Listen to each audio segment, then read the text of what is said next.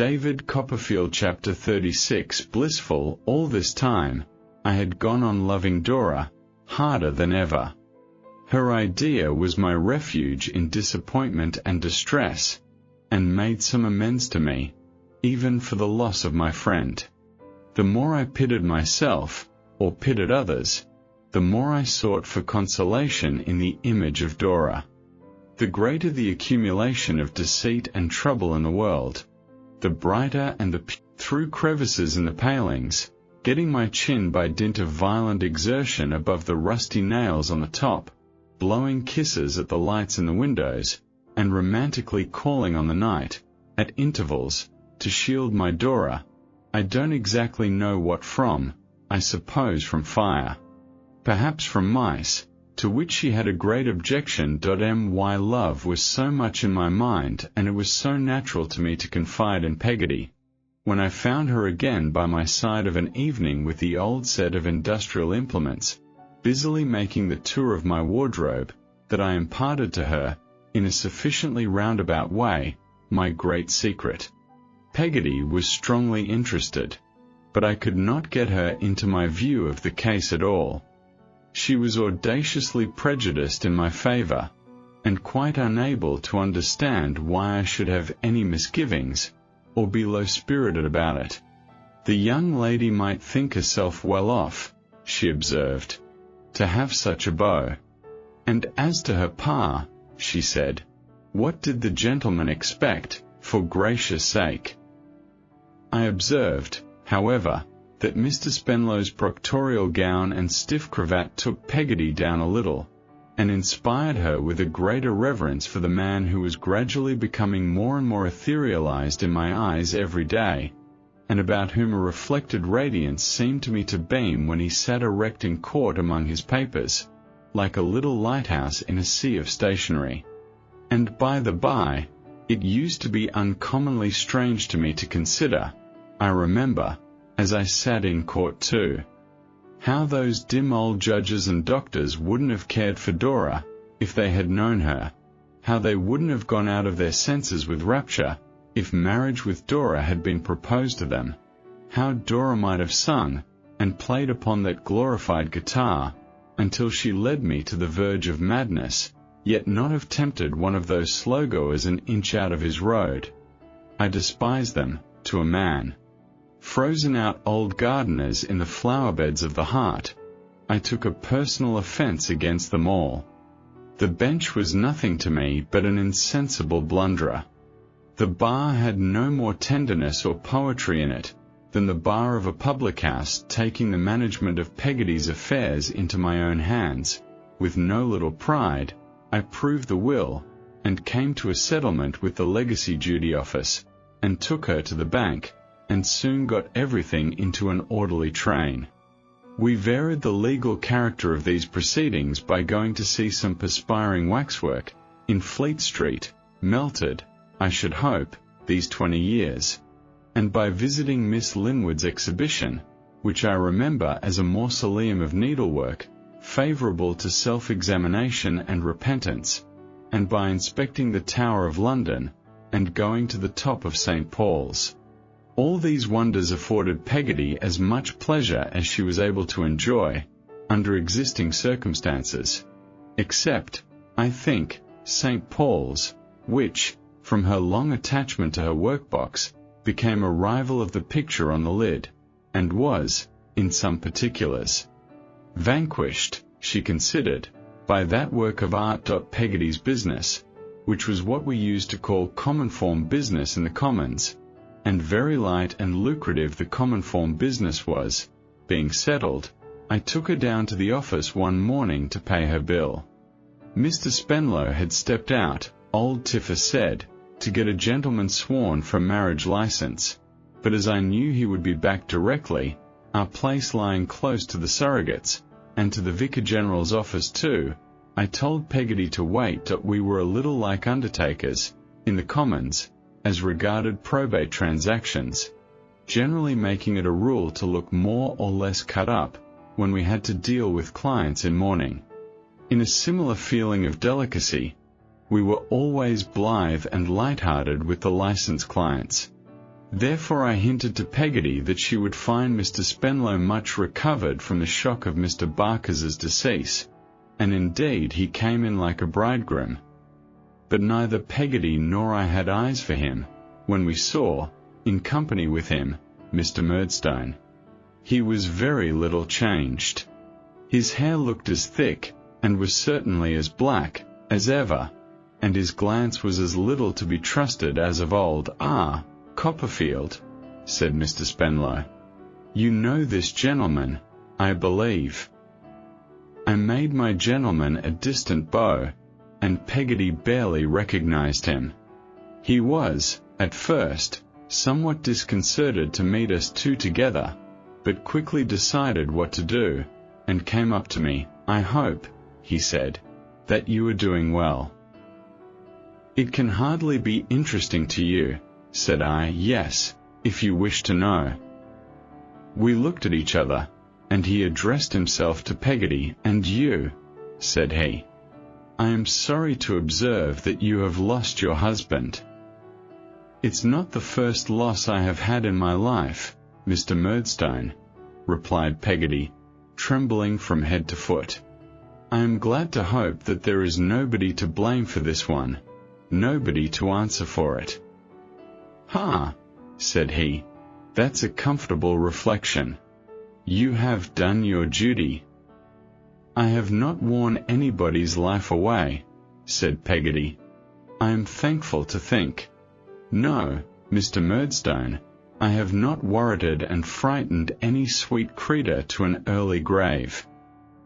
He eyed her gloomily, remorsefully I thought, for an instant, and said, turning his head towards me, but looking at my feet instead of my face, "We are not likely to encounter soon again.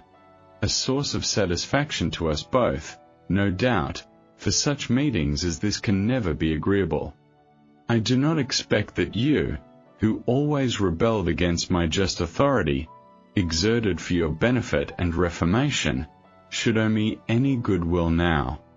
There is an antipathy between us, an old one, I believe," said I, interrupting him. He smiled, and shot as evil a glance at me as could come from his dark eyes. "It rankled in your baby breast," he said. "It embittered the life of your poor mother. You are right. I hope you may do better, yet I hope you may correct yourself." Here he ended the dialogue, which had been carried on in a low voice, in a corner of the outer office, by passing into Mr. Spenlow's room, and saying aloud, in his smoothest manner, "Gentlemen of Mr. Spenlow's profession are accustomed to family differences, and know how complicated and difficult they always are." With that, he paid the money for his license, and, receiving it neatly folded from Mr. Spenlow, together with a shake of the hand, and a polite wish for his happiness and the ladies, went out of the office. That I might have had more difficulty in constraining myself to be silent under his words, if I had had less difficulty in impressing upon Peggotty, who was only angry on my account, good creature, that we were not in a place for recrimination, and that I besought her to hold her peace. She was so unusually roused, that I was glad to compound for an affectionate hug, elicited by this revival in her mind of our old injuries, and to make the best I could of it, before Mr. Spenlow and the clerks. Mr. Spenlow did not appear to know what the connection between Mr. Murdstone and myself was, which I was glad of, for I could not bear to acknowledge him, even in my own breast, remembering what I did of the history of my poor mother. Mr. Spenlow seemed to think, if he thought anything about the matter, that my aunt was the leader of the state party in our family, and that there was a rebel party commanded by somebody else. So I gathered at least from what he said, while we were waiting for Mr. Tiffer to make out Peggotty's bill of costs. Miss Trotwood, he remarked, is very firm, no doubt, and not likely to give way to opposition. I have an admiration for her character, and I may congratulate you, Copperfield, on being on the right side. Differences between relations are much to be deplored, but they are extremely general, and the great thing is, to be on the right side, meaning, I take it, on the side of the moneyed interest. Rather a good marriage this, I believe, said Mr. Spenlow. Did I explain that I knew nothing about it? Indeed, he said, speaking from the few words Mr. Murdstone dropped, as a man frequently does on these occasions, and from what Miss Murdstone let fall, I should say it was rather a good marriage. Do you mean that there is money, sir? I asked. Yes, said Mr. Spenlow. I understand there's money. Beauty too, I am told. Indeed. Is his new wife young? Just of age, said Mr. Spenlow. So lately, that I should think they had been waiting for that. Lord deliver her, said Peggotty, so very emphatically and unexpectedly, that we were all three discomposed, until Tiffy came in with the bill. Old Tiffer soon appeared, however, and handed it to Mr. Spenlow to look over. Mr. Spenlow, settling his chin in his cravat and rubbing it softly, went over the items with a deprecatory air, as if it were all Jorkins's doing, and handed it back to Tiffy with a bland sigh. Yes, he said. That's right. Quite right. I should have been extremely happy, Copperfield, to have limited these charges to the actual expenditure. Out of pocket, but it is an irksome incident in my professional life, that I am not at liberty to consult my own wishes. I have a partner, Mr. Jorkins. As he said this with a gentle melancholy, which was the next thing to making no charge at all, I expressed my acknowledgments on Peggotty's behalf, and paid Tiffy in banknotes. Peggotty then retired to her lodging, and Mr. Spenlow and I went into court, where we had a divorce suit coming on, under an ingenious little statute, repealed now, I believe, but in virtue of which I have seen several marriages annulled, of which the merits were these. The husband, whose name was Thomas Benjamin, had taken out his marriage license as Thomas only, suppressing the Benjamin, in case he should not find himself as comfortable as he expected. Not finding himself as comfortable as he expected, or being a little fatigued with his wife, poor fellow, he now came forward, by a friend, after being married a year or two, and declared that his name was Thomas Benjamin, and therefore he was not married at all. Which the court confirmed, to his great satisfaction. Though I must say that I had my doubts about the strict justice of this, and was not even frightened out of them by the bushel of wheat which reconciles all anomalies. But Mr. Spenlow argued the matter with me. He said, look at the world, there was good and evil in that. Look at the ecclesiastical law, there was good and evil in that. It was all part of a system. Very good. There you were. I had not the hardihood to suggest to Dora's father that possibly we might even improve the world a little, if we got up early in the morning, and took off our coats to the work, but I confess that I thought we might improve the Commons. Mr. Spenlow replied that he would particularly advise me to dismiss that idea from my mind, as not being worthy of my gentlemanly character, but that he would be glad to hear from me of what improvement I thought the Commons susceptible, taking that part of the Commons which happened to be nearest to us, for our man was unmarried by this time, and we were out of court, and strolling past the Prerogative Office. I submitted that I thought the Prerogative Office rather a queerly managed institution. Mr. Spenlow inquired in what respect.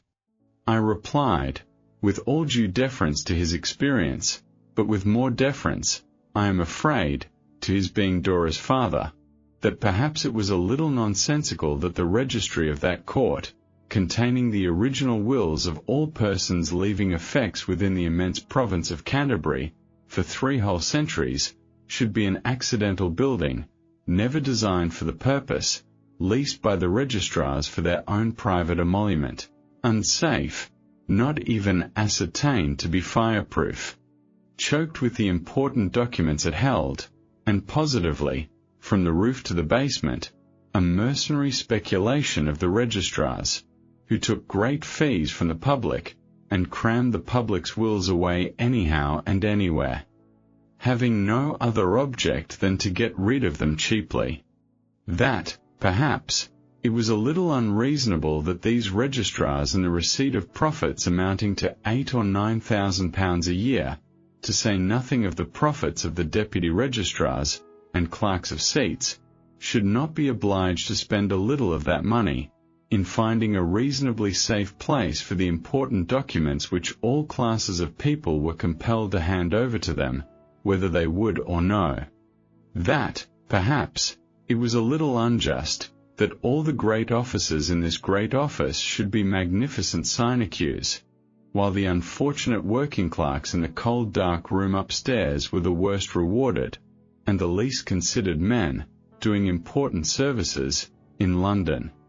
That perhaps it was a little indecent that the principal registrar of all, whose duty it was to find the public, constantly resorting to this place, all needful accommodation, should be an enormous sinecurist in virtue of that post, and might be, besides, a clergyman, a pluralist, the holder of a staff in a cathedral, and what not. While the public was put to the inconvenience of which we had a specimen every afternoon when the office was busy, and which we knew to be quite monstrous. That, perhaps, in short, this prerogative office of the Diocese of Canterbury was altogether such a pestilent job, and such a pernicious absurdity, that but for its being squeezed away in a corner of St. Paul's churchyard, which few people knew, it must have been turned completely inside out, and upside down, long ago.mr. Spenlow smiled as I became modestly warm on the subject, and then argued this question with me as he had argued the other. He said, what was it after all? It was a question of feeling. If the public felt that their wills were in safe keeping, and took it for granted that the office was not to be made better, who was the worse for it? Nobody. Who was the better for it?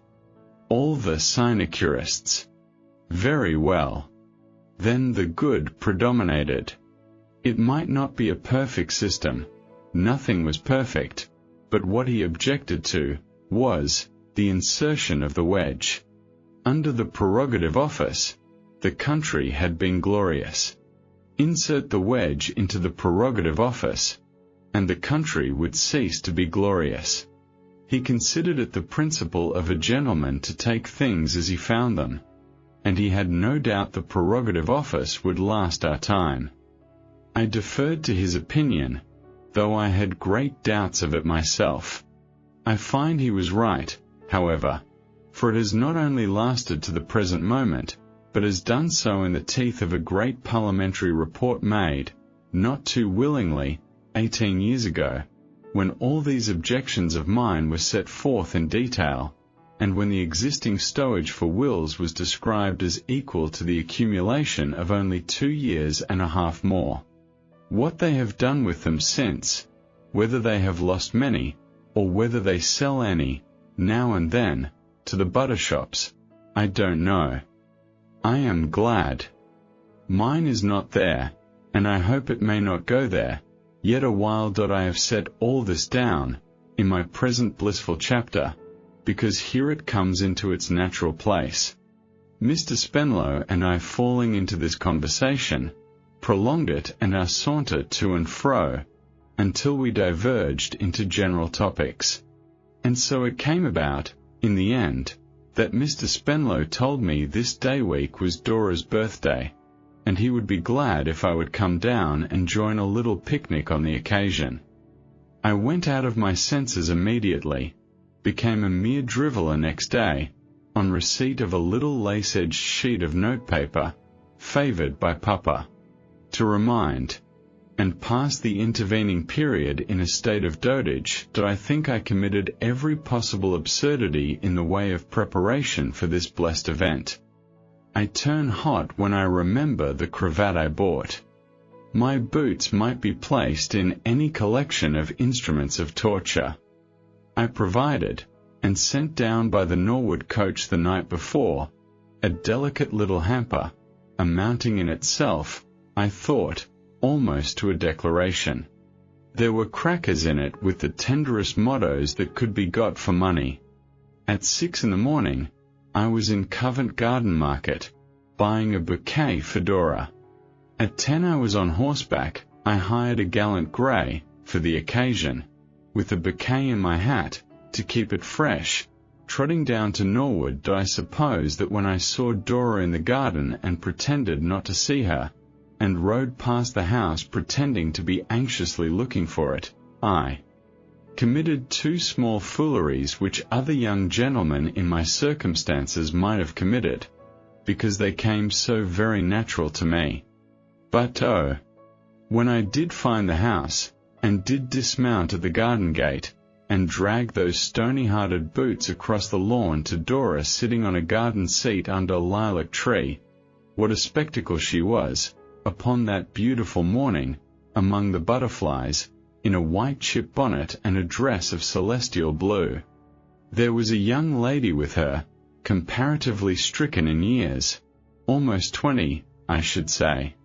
Her name was Miss Mills, and Dora called her Julia. She was the bosom friend of Dora. Happy Miss Mills! Jip was there, and Jip would bark at me again. When I presented my bouquet, he gnashed his teeth with jealousy. Well he might. If he had the least idea how I adored his mistress, well he might. Oh, thank you, Mr. Copperfield. What dear flowers, said Dora, that I had had an intention of saying, and had been studying the best form of words for 3 miles, that I thought them beautiful before I saw them so near her. But I couldn't manage it. She was too bewildering. To see her lay the flowers against her little dimpled chin was to lose all presence of mind and power of language in a feeble ecstasy. I wonder I didn't say, "Kill me, if you have a heart, Miss Mills. Let me die here." Then Dora held my flowers to Jip to smell. Then Jip growled, and wouldn't smell them. Then Dora laughed, and held them a little closer to Jip, to make him. Then Jip laid hold of a bit of geranium with his teeth, and worried imaginary cats in it. Then Dora beat him, and pouted, and said, "My poor beautiful flowers," as compassionately, I thought, as if Jip had laid hold of me. I wished he had. "You'll be so glad to hear, Mr. Copperfield," said Dora, that cross Miss Murdstone is not here. She has gone to her brother's marriage, and will be away at least 3 weeks. Isn't that delightful?" I said I was sure it must be delightful to her, and all that was delightful to her was delightful to me. Miss Mills, with an air of superior wisdom and benevolence, smiled upon us. "She is the most disagreeable thing I ever saw," said Dora. "You can't believe how ill-tempered and shocking she is, Julia." "Yes, I can, my dear," said Julia. "You can, perhaps, love," returned Dora, with her hand on Julia's. "Forgive my not accepting you, my dear, at first." I learnt, from this, that Miss Mills had had her trials in the course of a checkered existence, and that to these, perhaps, I might refer that wise benignity of manner which I had already noticed. I found, in the course of the day, that this was the case, Miss Mills having been unhappy in a misplaced affection, and being understood to have retired from the world on her awful stock of experience, but still to take a calm interest in the unblighted hopes and loves of youth. But now Mr. Spenlow came out of the house, and Dora went to him, saying, "Look, Papa, what beautiful flowers." And Miss Mills smiled thoughtfully, as who should say, Ye mayflies, enjoy your brief existence in the bright morning of life. And we all walked from the lawn towards the carriage, which was getting ready. That I shall never have such a ride again. I have never had such another. There were only those three, their hamper, my hamper, and the guitar case, in the phaeton. And, of course, the phaeton was open, and I rode behind it, and Dora sat with her back to the horses, looking towards me. She kept the bouquet close to her on the cushion, and wouldn't allow Jip to sit on that side of her at all, for fear he should crush it. She often carried it in her hand, often refreshed herself with its fragrance. Our eyes at those times often met, and my great astonishment is that I didn't go over the head of my gallant grey into the carriage. There was dust, I believe. There was a good deal of dust, I believe. I have a faint impression that Mr. Spenlow remonstrated with me for riding in it, but I knew of none. I was sensible of a mist of love and beauty about Dora, but of nothing else. He stood up sometimes, and asked me what I thought of the prospect. I said it was delightful, and I dare say it was, but it was all Dora to me. The sun shone Dora, and the birds sang Dora. The south wind blew Dora, and the wild flowers in the hedges were all Dora's, to a bud. My comfort is, Miss Mills understood me. Miss Mills alone could enter into my feelings thoroughly. That I don't know how long we were going, and to this hour I know as little where we went. Perhaps it was near Guildford. Perhaps some Arabian night magician opened up the place for the day, and shut it up forever when we came away. It was a green spot, on a hill, carpeted with soft turf. There were shady trees, and heather, and, as far as the eye could see, a rich landscape. That it was a trying thing to find people here, waiting for us, and my jealousy, even of the ladies, knew no bounds. But all of my own sex, especially one impostor, 3 or 4 years my elder, with a red whisker, on which he established an amount of presumption not to be endured, were my mortal foes. We all unpacked our baskets, and employed ourselves in getting dinner ready. Red Whisker pretended he could make a salad, which I don't believe, and obtruded himself on public notice. Some of the young ladies washed the lettuces for him, and sliced them under his directions. Dora was among these. I felt that fate had pitted me against this man, and one of us must fall. Red Whisker made his salad. I wondered how they could eat it. Nothing should have induced me to touch it. And voted himself into the charge of the wine cellar, which he constructed, being an ingenious beast, in the hollow trunk of a tree. By and by, I saw him, with the majority of a lobster on his plate, eating his dinner at the feet of Dora. I have but an indistinct idea of what happened for some time after this baleful object presented itself to my view. I was very merry, I know, but it was hollow merriment.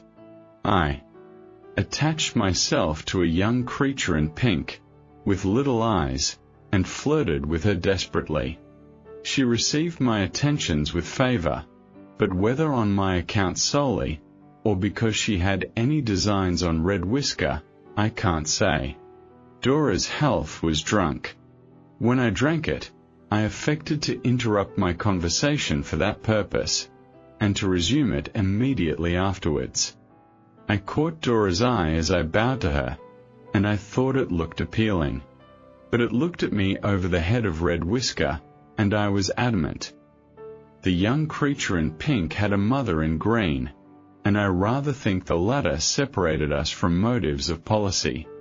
Howbeit, there was a general breaking up of the party, while the remnants of the dinner were being put away, and I strolled off by myself among the trees, in a raging and remorseful state. I was debating whether I should pretend that I was not well, and fly, I don't know where, upon my gallant grey, when Dora, and Miss Mills met me. Mr. Copperfield, said Miss Mills, you are dull. I begged her pardon. Not at all, and Dora, said Miss Mills, you are dull. Oh dear no. Not in the least, Mr. Copperfield and Dora, said Miss Mills, with an almost venerable air. Enough of this. Do not allow a trivial misunderstanding to wither the blossoms of spring, which, once put forth and blighted, cannot be renewed. I speak, said Miss Mills, from experience of the past, the remote, irrevocable past. The gushing fountains which sparkle in the sun must not be stopped in. Mere caprice, the oasis in the desert of Sahara, must not be plucked up idly. I hardly knew what I did. I was burning all over to that extraordinary extent, but I took Dora's little hand and kissed it, and she let me. I kissed Miss Mills's hand, and we all seemed, to my thinking, to go straight up to the seventh heaven. We did not come down again. We stayed up there all the evening. At first we strayed to and fro among the trees, I with Dora's shy arm drawn through mine, and heaven knows, folly as it all was, it would have been a happy fate to have been struck immortal with those foolish feelings, and have stayed among the trees forever.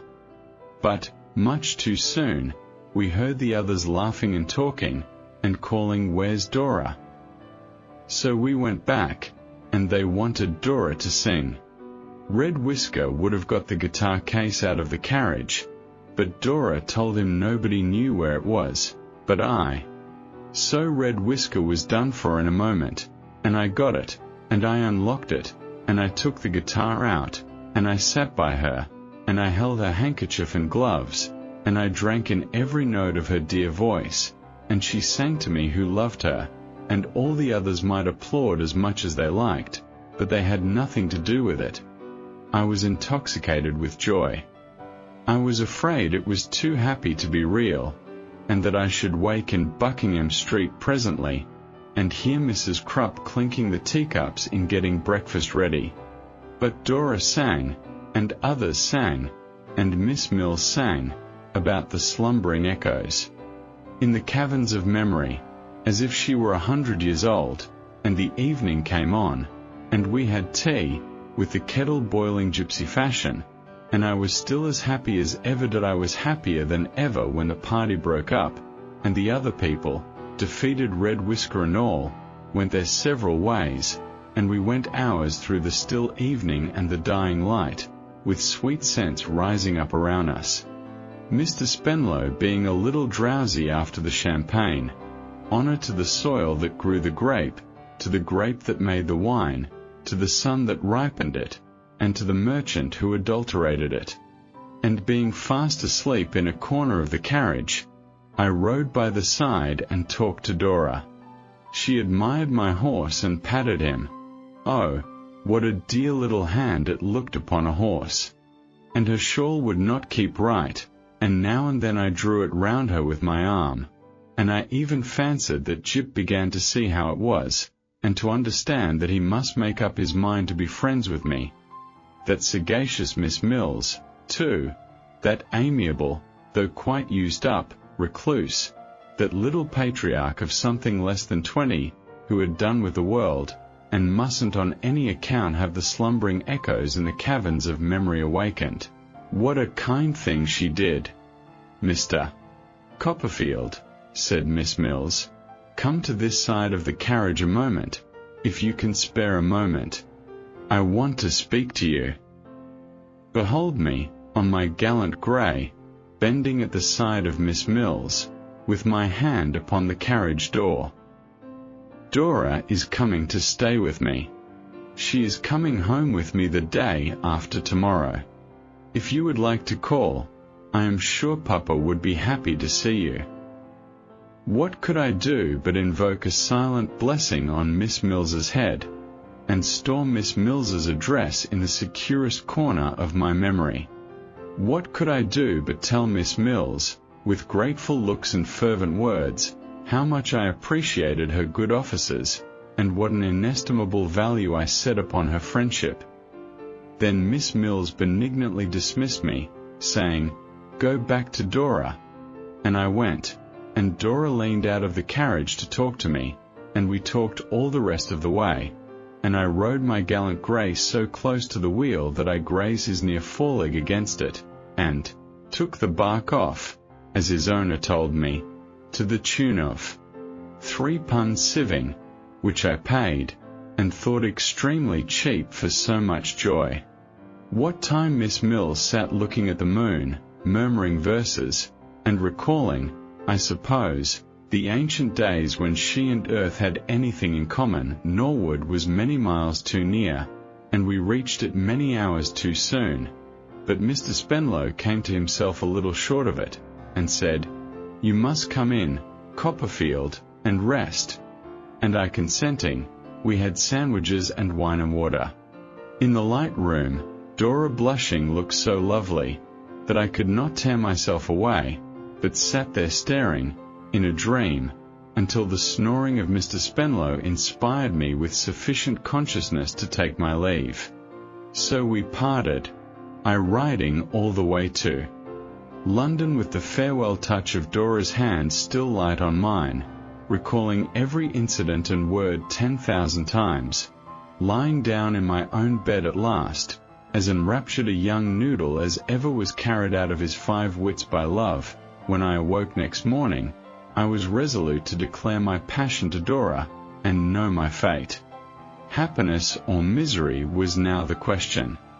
There was no other question that I knew of in the world, and only Dora could give the answer to it. I passed 3 days in a luxury of wretchedness, torturing myself by putting every conceivable variety of discouraging construction on all that ever had taken place between Dora and me. At last, arrayed for the purpose at a vast expense, I went to Miss Mills's, fraught with a declaration. How many times I went up and down the street, and round the square, painfully aware of being a much better answer to the old riddle than the original one, before I could persuade myself to go up the steps and knock, is no matter now.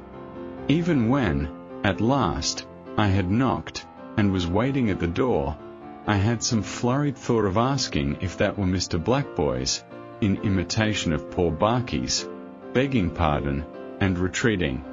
But I kept my ground. Mr. Mills was not at home. I did not expect he would be. Nobody wanted him. Miss Mills was at home. Miss Mills would do that. I was shown into a room upstairs, where Miss Mills and Dora were. Jip was there. Miss Mills was copying music, I recollect. It was a new song, called Affection's Dirge, and Dora was painting flowers. What were my feelings, when I recognized my own flowers, the identical Covent Garden market purchase?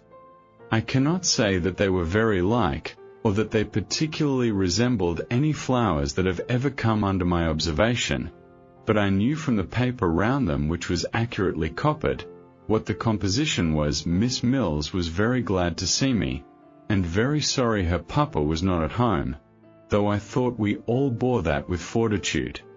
Miss Mills was conversational for a few minutes, and then, laying down her pen upon Affection's Dirge, got up, and left the room. That I began to think I would put it off till tomorrow. I hope your poor horse was not tired, when he got home at night, said Dora, lifting up her beautiful eyes. It was a long way for him. I began to think I would do it today. It was a long way for him, said I, for he had nothing to uphold him on the journey. Wasn't he fed, poor thing? Asked Dora. That I began to think I would put it off till tomorrow. Yes, I said, he was well taken care of. I mean he had not the unutterable happiness that I had in being so near you. Dora bent her head over her drawing and said, after a little while, I had sat, in the interval, in a burning fever, and with my legs in a very rigid state. You didn't seem to be sensible of that happiness yourself, at one time of the day. I saw now that I was in for it, and it must be done on the spot. You didn't care for that happiness in the least, said Dora, slightly raising her eyebrows and shaking her head, when you were sitting by Miss Kit. Kit, I should observe, was the name of the creature in pink, with the little eyes, though certainly I don't know why you should, said Dora, or why you should call it a happiness at all. But of course you don't mean what you say. And I am sure no one doubts your being at liberty to do whatever you like. Jip, you naughty boy, come here. I don't know how I did it. I did it in a moment. I intercepted Jip. I had Dora in my arms. I was full of eloquence. I never stopped for a word. I told her how I loved her. I told her I should die without her. I told her that I idolized and worshipped her. Jip barked madly all the time. When Dora hung her head and cried, and trembled, my eloquence increased so much the more. If she would like me to die for her, she had but to say the word, and I was ready. Life without Dora's love was not a thing to have on any terms. I couldn't bear it, and I wouldn't.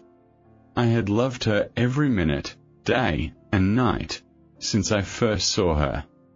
I loved her at that minute to distraction. I should always love her, every minute, to distraction.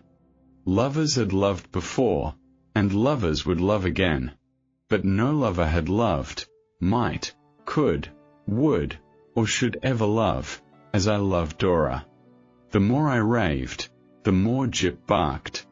Each of us, in his own way, got more mad every moment. Well, Dora and I were sitting on the sofa by and by, quiet enough, and Jip was lying in her lap, winking peacefully at me.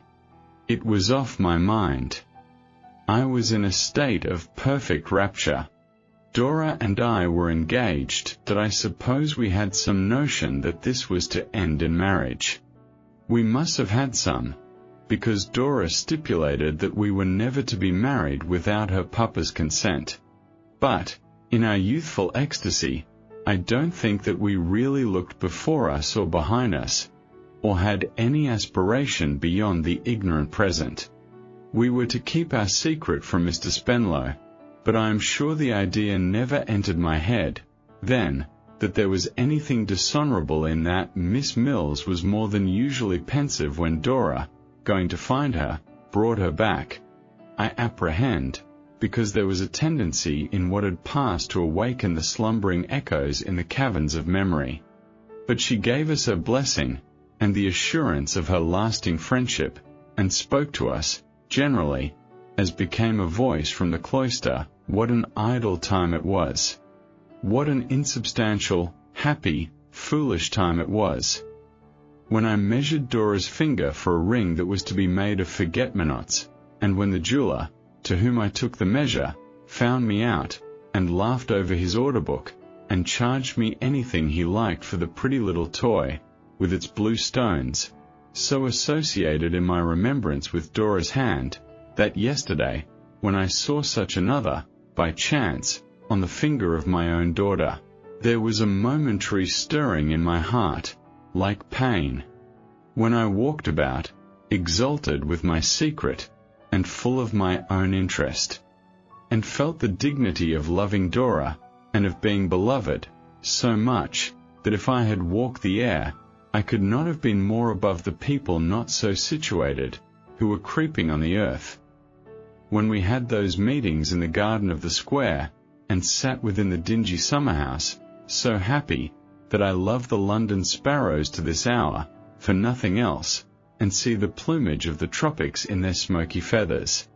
When we had our first great quarrel, within a week of our betrothal, and when Dora sent me back the ring, enclosed in a despairing cocked-hat note, wherein she used the terrible expression that our love had begun in folly, and ended in madness, which dreadful words occasioned me to tear my hair, and cry that all was over. When, under cover of the night, I flew to Miss Mills, whom I saw by stealth in a back kitchen where there was a mangle, and implored Miss Mills to interpose between us and avert insanity. When Miss Mills undertook the office and returned with Dora, exhorting us, from the pulpit of her own bitter youth, to mutual concession, and the avoidance of the desert of Sahara. When we cried, and made it up, and was so blessed again, that the back kitchen, mangle, and all, changed to Love's own temple, where we arranged a plan of correspondence through Miss Mills, always to comprehend at least one letter on each side every day. What an idle time! What an insubstantial, happy, foolish time! Of all the times of mine that time has in his grip, there is none that. In one retrospect I can smile at half so much, and think of half so tenderly. David Copperfield, chapter 34. My aunt astonishes my wrote to Agnes as soon as Dora and I were engaged. I wrote her a long letter, in which I tried to make her comprehend how blessed I was, and what a darling Dora was. I entreated Agnes not to regard this as a thoughtless passion which could ever yield to any other, or had the least resemblance to the boyish fancies that we used to joke about. I assured her that its profundity was quite unfathomable, and expressed my belief that nothing like it had ever been known somehow, as I wrote to Agnes on a fine evening by my open window, and the remembrance of her clear calm eyes and gentle face came stealing over me. It shed such a peaceful influence upon the hurry and agitation in which I had been living lately, and of which my very happiness partook in some degree, that it soothed me into tears. I remember that I sat resting my head upon my hand, when the letter was half done, cherishing a general fancy as if Agnes were one of the elements of my natural home, as if, in the retirement of the house made almost sacred to me by her presence, Dora and I must be happier than anywhere, as if, in love, joy, sorrow, hope, or disappointment, in all emotions, my heart turned naturally there, and found its refuge and best friend. Of Steerforth I said nothing. I only told her there had been sad grief at Yarmouth, on account of Emily's flight, and that on me it made a double wound, by reason of the circumstances attending it. I knew how quick she always was to divine the truth, and that she would never be the first to breathe his name. To this letter, I received an answer by return of post. As I read it, I seemed to hear Agnes speaking to me. It was like her cordial voice in my ears. What can I say more? While I had been away from home lately, Traddles had called twice or thrice. Finding Peggotty within, and being informed by Peggotty, who always volunteered that information to whomsoever would receive it, that she was my old nurse, he had established a good-humoured acquaintance with her, and had stayed to have a little chat with her about me. So Peggotty said, but I am afraid the chat was all on her own side, and of immoderate length, as she was very difficult indeed to stop, God bless her. When she had me for her theme, this reminds me, not only that I expected Traddles on a certain afternoon of his own appointing, which was now come, but that Mrs. Crupp had resigned everything appertaining to her office, the salary excepted, until Peggotty should cease to present herself. Mrs. Crupp, after holding divers conversations respecting Peggotty, in a very high-pitched voice, on the staircase, with some invisible familiar it would appear, for corporeally speaking she was quite alone at those times, addressed a letter to me, developing her views, beginning it with that statement of universal application, which fitted every occurrence of her life.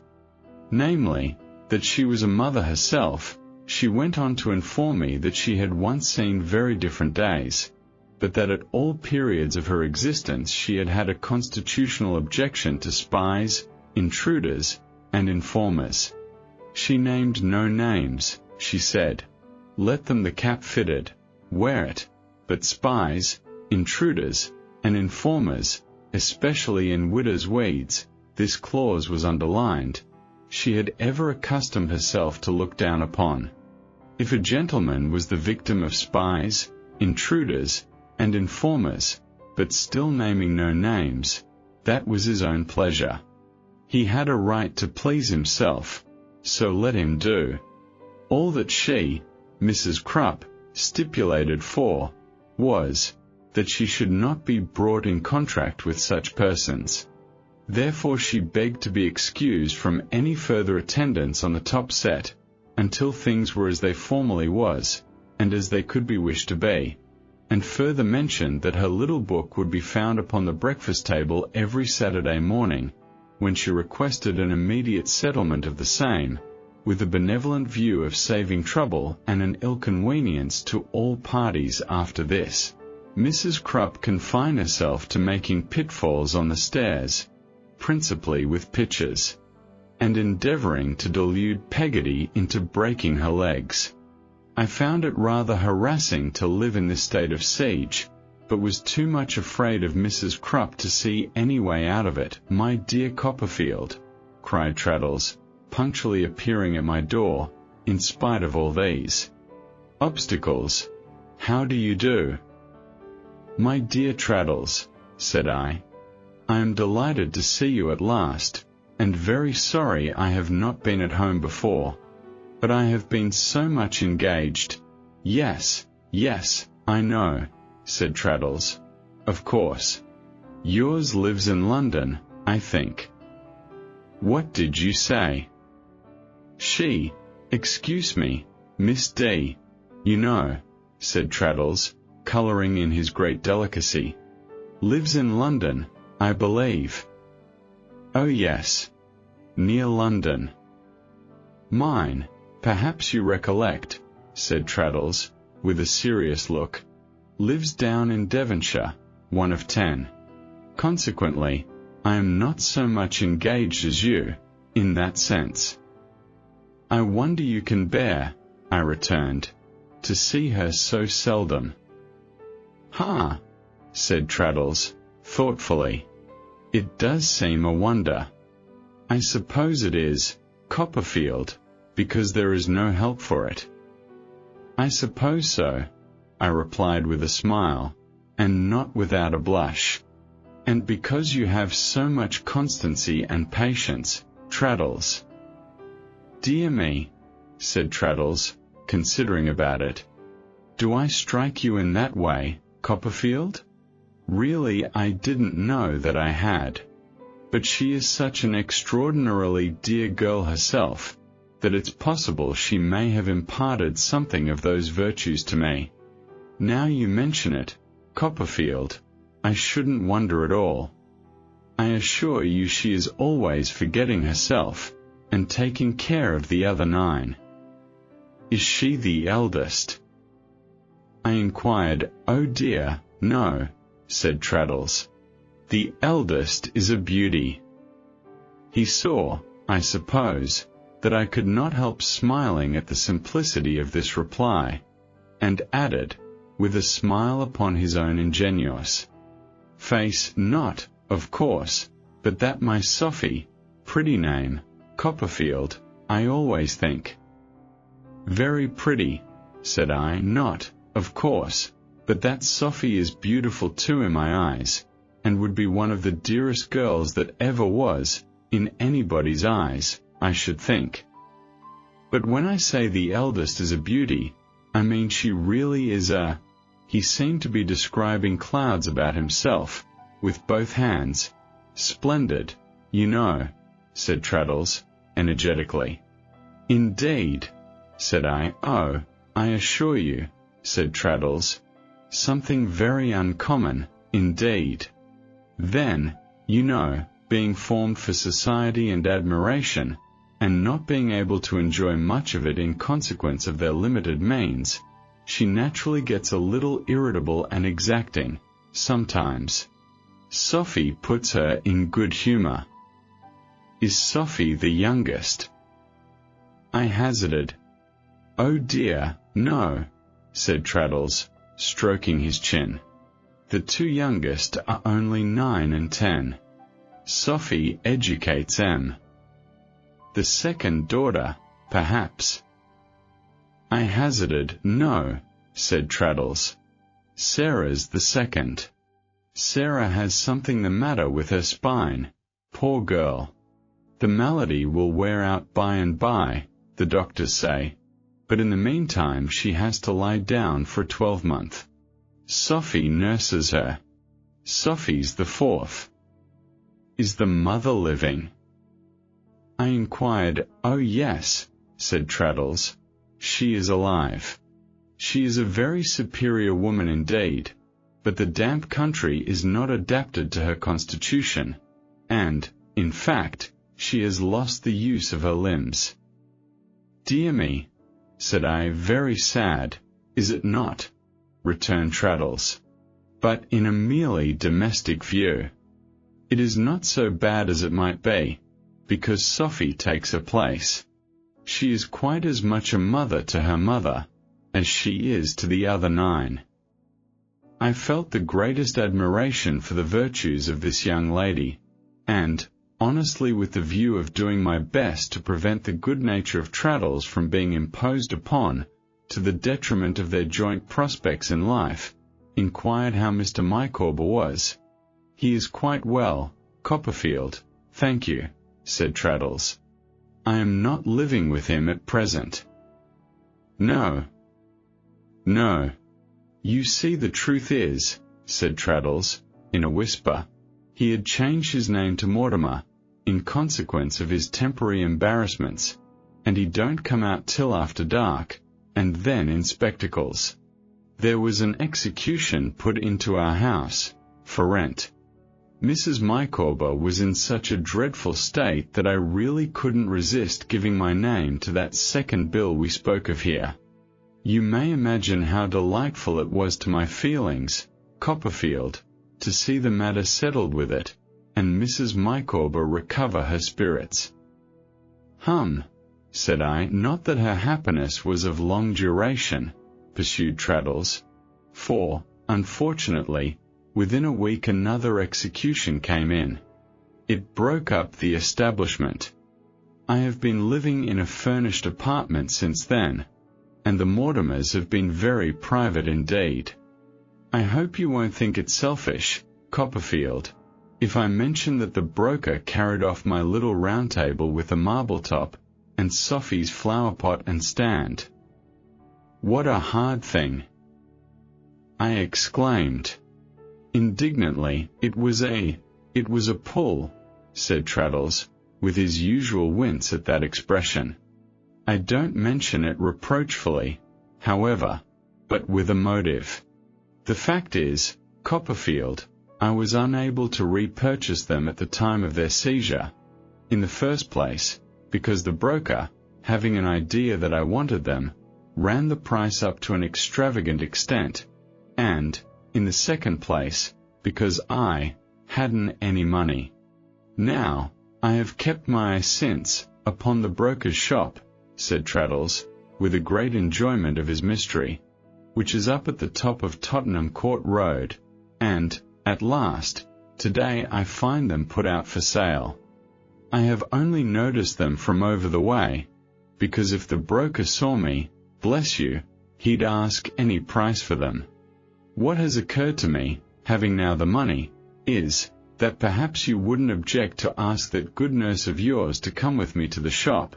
I can show it her from round the corner of the next street, and make the best bargain for them, as if they were for herself, that she can. The delight with which Traddles propounded this plan to me, and the sense he had of its uncommon artfulness, are among the freshest things in my remembrance that I told him that my old nurse would be delighted to assist him, and that we would all three take the field together, but on one condition. That condition was, that he should make a solemn resolution to grant no more loans of his name, or anything else, to Mr. Micawber. My dear Copperfield, said Traddles, I have already done so, because I begin to feel that I have not only been inconsiderate, but that I have been positively unjust to Sophie. My word being passed to myself, there is no longer any apprehension, but I pledge it to you, too, with the greatest readiness. That first unlucky obligation, I have paid. I have no doubt Mr. Micawber would have paid it if he could, but he could not. One thing I ought to mention, which I like very much in Mr. Micawber, Copperfield. It refers to the second obligation, which is not yet due. He don't tell me that it is provided for, but he says it will be. Now, I think there is something very fair and honest about that. I was unwilling to damp my good friend's confidence, and therefore assented.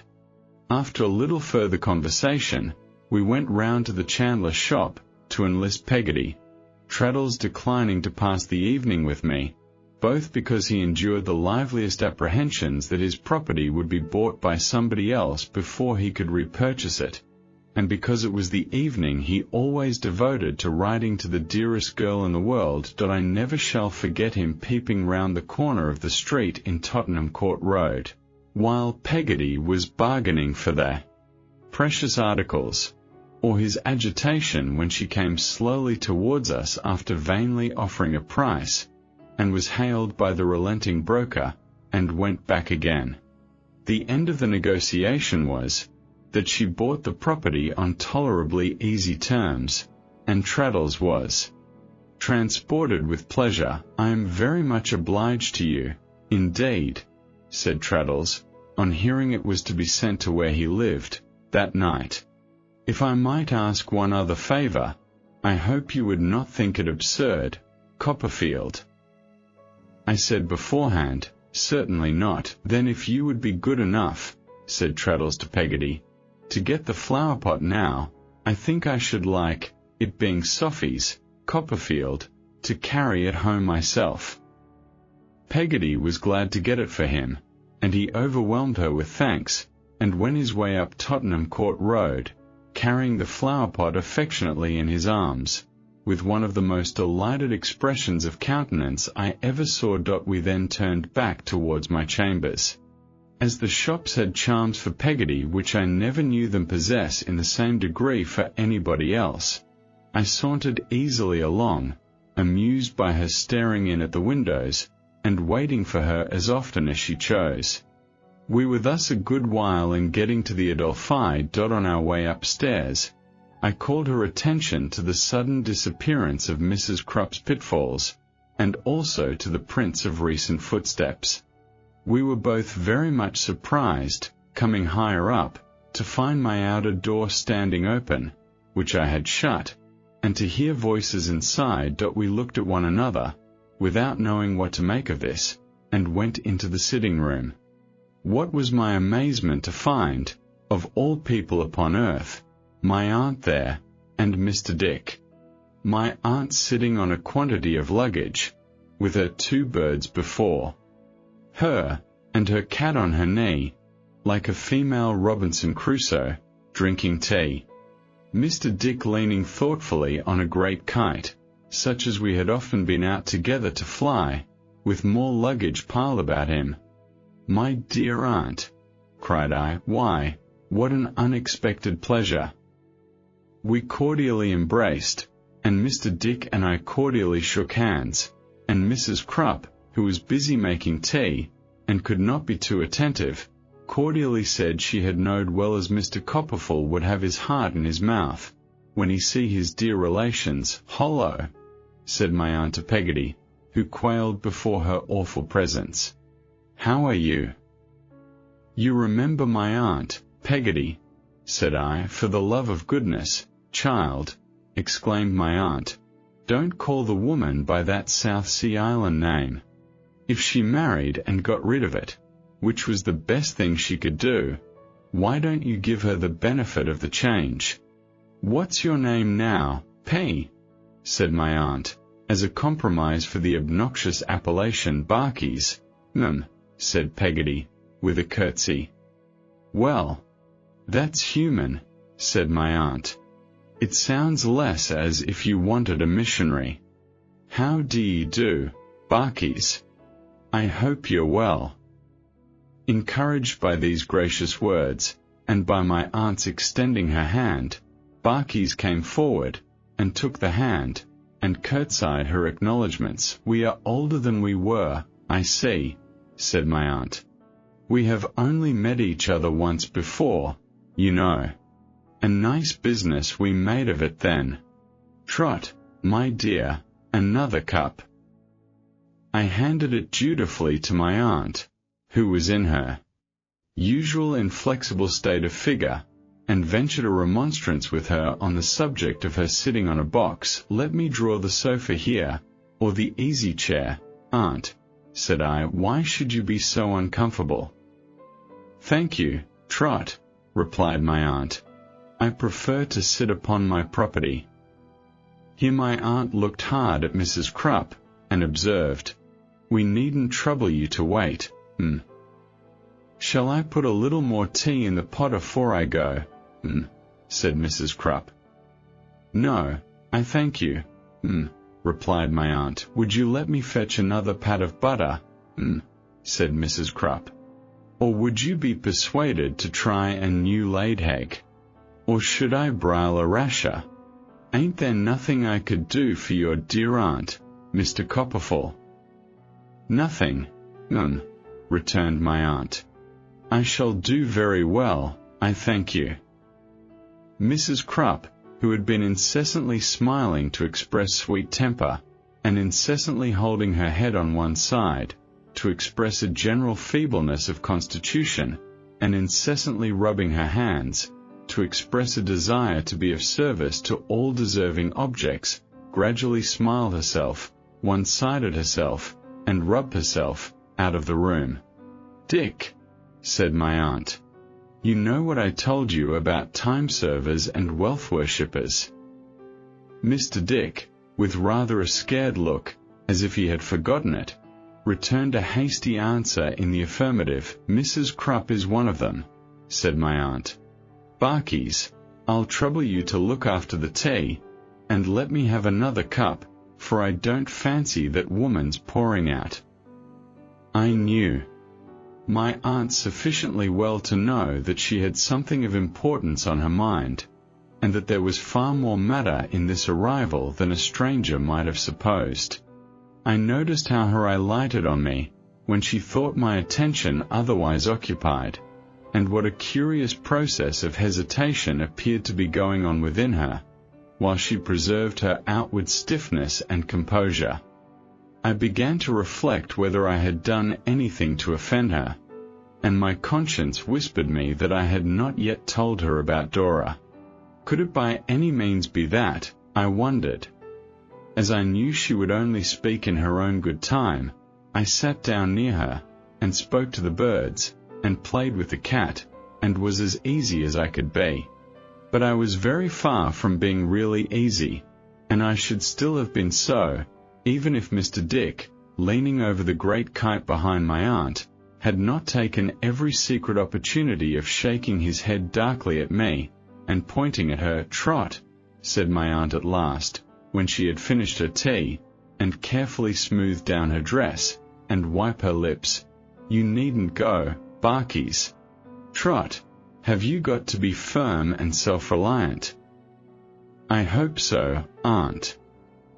"What do you think?" inquired Miss Betsy. "I think so, aunt." "Then why, my love," said my aunt, looking earnestly at me, "why do you think I prefer to sit upon this property of mine tonight?" I shook my head, unable to guess. "Because," said my aunt, "it's all I have. Because I am ruined, my dear. If the house, and every one of us, had tumbled out into the river together, I could hardly have received a greater shock." "Dick knows it," said my aunt, laying her hand calmly on my shoulder. "I am ruined, my dear Trot. All I have in the world is in this room, except the cottage, and that I have left Janet to let. Barkis, I want to get a bed for this gentleman tonight. To save expense, perhaps you can make up something here for myself." Anything will do. It's only for tonight. We'll talk about this more tomorrow. I was roused from my amazement and concern for her, I am sure, for her, by her falling on my neck for a moment and crying that she only grieved for me. In another moment she suppressed this emotion, and said with an aspect more triumphant than dejected, "We must meet reverses boldly, and not suffer them to frighten us, my dear. We must learn to act the play out. We must live misfortune down, Trot." David Copperfield, Chapter 35. Depression. As soon as I could recover my presence of mind, which quite deserted me in the first overpowering shock of my aunt's intelligence, I proposed to Mr. Dick to come round to the chandler's shop, and take possession of the bed which Mr. Peggotty had lately vacated. The chandler's shop being in Hungerford Market, and Hungerford Market being a very different place in those days, there was a low wooden colonnade before the door, not very unlike that before the house where the little man and woman used to live, in the old weatherglass, which pleased Mr. Dick mightily. The glory of lodging over this structure would have compensated him, I dare say, for many inconveniences, but, as there were really few to bear, beyond the compound of flavours I have already mentioned, and perhaps the want of a little more elbow room, he was perfectly charmed with his accommodation. Mrs. Crupp had indignantly assured him that there wasn't room to swing a cat there, but, as Mr. Dick justly observed to me, sitting down on the foot of the bed, nursing his leg, "You know, Trotwood, I don't want to swing a cat. I never do swing a cat. Therefore, what does that signify to me?" I tried to ascertain whether Mr. Dick had any understanding of the causes of this sudden and great change in my aunt's affairs. As I might have expected, he had none at all. The only account he could give of it was, that my aunt had said to him, the day before yesterday, "Now, Dick, are you really and truly the philosopher I take you for?" That then he had said, yes, he hoped so. That then my aunt had said, "Dick, I am ruined."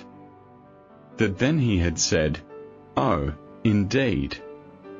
That then my aunt had praised him highly, which he was glad of. And that then they had come to me, and had had bottled porter and sandwiches on the road. Mr. Dick was so very complacent, sitting on the foot of the bed, nursing his leg, and telling me this, with his eyes wide open and a surprised smile, that I am sorry to say I was provoked into explaining to him that ruin meant distress, want, and starvation, but I was soon bitterly reproved for this harshness, by seeing his face turn pale, and tears course down his lengthened cheeks, while he fixed upon me a look of such unutterable woe, that it might have softened a far harder heart than mine. I took infinitely greater pains to cheer him up again than I had taken to depress him, and I soon understood, as I ought to have known at first, that he had been so confident, merely because of his faith in the wisest and most wonderful of women, and his unbounded reliance on my intellectual resources. The latter, I believe, he considered a match for any kind of disaster not absolutely mortal. "What can we do, Trotwood?" said Mr. Dick. "There's the memorial." "To be sure there is," said I, "but all we can do just now, Mr. Dick, is to keep a cheerful countenance, and not let my aunt see that we are thinking about it." He assented to this in the most earnest manner, and implored me, if I should see him wandering an inch out of the right course, to recall him by some of those superior methods which were always at my command. But I regret to state that the fright I had given him proved too much for his best attempts at concealment. All the evening his eyes wandered to my aunt's face, with an expression of the most dismal apprehension, as if he saw her growing thin on the spot. He was conscious of this, and put a constraint upon his head, but his keeping that immovable, and sitting rolling his eyes like a piece of machinery, did not mend the matter at all. I saw him look at the loaf at supper, which happened to be a small one, as if nothing else stood between us and famine, and when my aunt insisted on his making his customary repast, I detected him in the act of pocketing fragments of his bread and cheese. I have no doubt for the purpose of reviving us with those savings, when we should have reached an advanced stage of attenuation. My aunt, on the other hand, was in a composed frame of mind, which was a lesson to all of us. To me, I am sure. She was extremely gracious to Peggotty, except when I inadvertently called her by that name, and, strange as I knew she felt in London, appeared quite at home. She was to have my bed, and I was to lie in the sitting room, to keep guard over her. She made a great point of being so near the river, in case of a conflagration, and I suppose really did find some satisfaction in that circumstance. "Trot, my dear," said my aunt, when she saw me making preparations for compounding her usual night draught. "No. Nothing, aunt. Not wine, my dear. Ale. But there is wine here, aunt, and you always have it made of wine. Keep that, in case of sickness," said my aunt. "We mustn't use it carelessly. Trot. Ale for me. Half a pint." I thought Mr. Dick would have fallen, insensible. My aunt being resolute, I went out and got the ale myself. As it was growing late, Peggotty and Mr. Dick took that opportunity of repairing to the chandler shop together. I parted from him, poor fellow, at the corner of the street. With his great kite at his back, a very monument of human misery. My aunt was walking up and down the room when I returned, crimping the borders of her nightcap with her fingers. I warmed the ale and made the toast on the usual infallible principles. When it was ready for her, she was ready for it, with her nightcap on, and the skirt of her gown turned back on her knees. "My dear," said my aunt, after taking a spoonful of it, "it's a great deal better than wine. Not half so bilious." I suppose I looked doubtful, for she added, "Tut, tut, child. If nothing worse than ale happens to us, we are well off." "I should think so myself, aunt, I am sure," said I. "Well, then, why don't you think so?" said my aunt. "Because you and I are very different people," I returned. "Stuff and nonsense, Trot," replied my aunt. My aunt went on with a quiet enjoyment, in which there was very little affectation, if any, drinking the warm ale with a teaspoon, and soaking her strips of toast in it. "Trot," said she, "I don't care for strange faces in general, but I rather like that Barkey's of yours, do you know?" "It's better than £100 to hear you say so," said I. "It's a most extraordinary world," observed my aunt, rubbing her nose. "How that woman ever got into it with that name is unaccountable to me. It would be much more easy to be born a Jackson, or something of that sort, one would think." "Perhaps she thinks so, too. It's not her fault," said I. "I suppose not," returned my aunt, rather grudging the admission, "but it's very aggravating. However, she's Barkey's now. That's some comfort. Barkey's is uncommonly fond of you, Trot." "There is nothing she would leave undone to prove it," said I. "Nothing, I believe," returned my aunt. "Here, the poor fool has been begging and praying about handing over some of her money, because she has got too much of it. A simpleton." My aunt's tears of pleasure were positively trickling down into the warm ale. "She's the most ridiculous creature that ever was born," said my aunt. "I knew, from the first moment when I saw her with that poor dear blessed baby of a mother of yours, that she was the most ridiculous of mortals. But there are good points in Barkey's." Affecting to laugh, she got an opportunity of putting her hand to her eyes. Having availed herself of it, she resumed her toast and her discourse together. "Ah, mercy upon us," sighed my aunt. "I know all about it, Trot. Barkeys and myself had quite a gossip while you were out with Dick. I know all about it. I don't know where these wretched girls expect to go to, for my part. I wonder they don't knock out their brains against mantelpieces," said my aunt, an idea which was probably suggested to her by her contemplation of mine. "Poor Emily," said I. "Oh, don't talk to me about poor," returned my aunt. "She should have thought of that before she caused so much misery. Give me a kiss, Trot. I am sorry for your early experience." As I bent forward, she put her tumbler on my knee to detain me, and said, "Oh, Trot, Trot, and so you fancy yourself in love, do you?"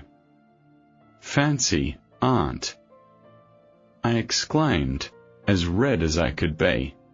"I adore her with my whole soul." "Dora, indeed," returned my aunt. "And you mean to say the little thing is very fascinating, I suppose?"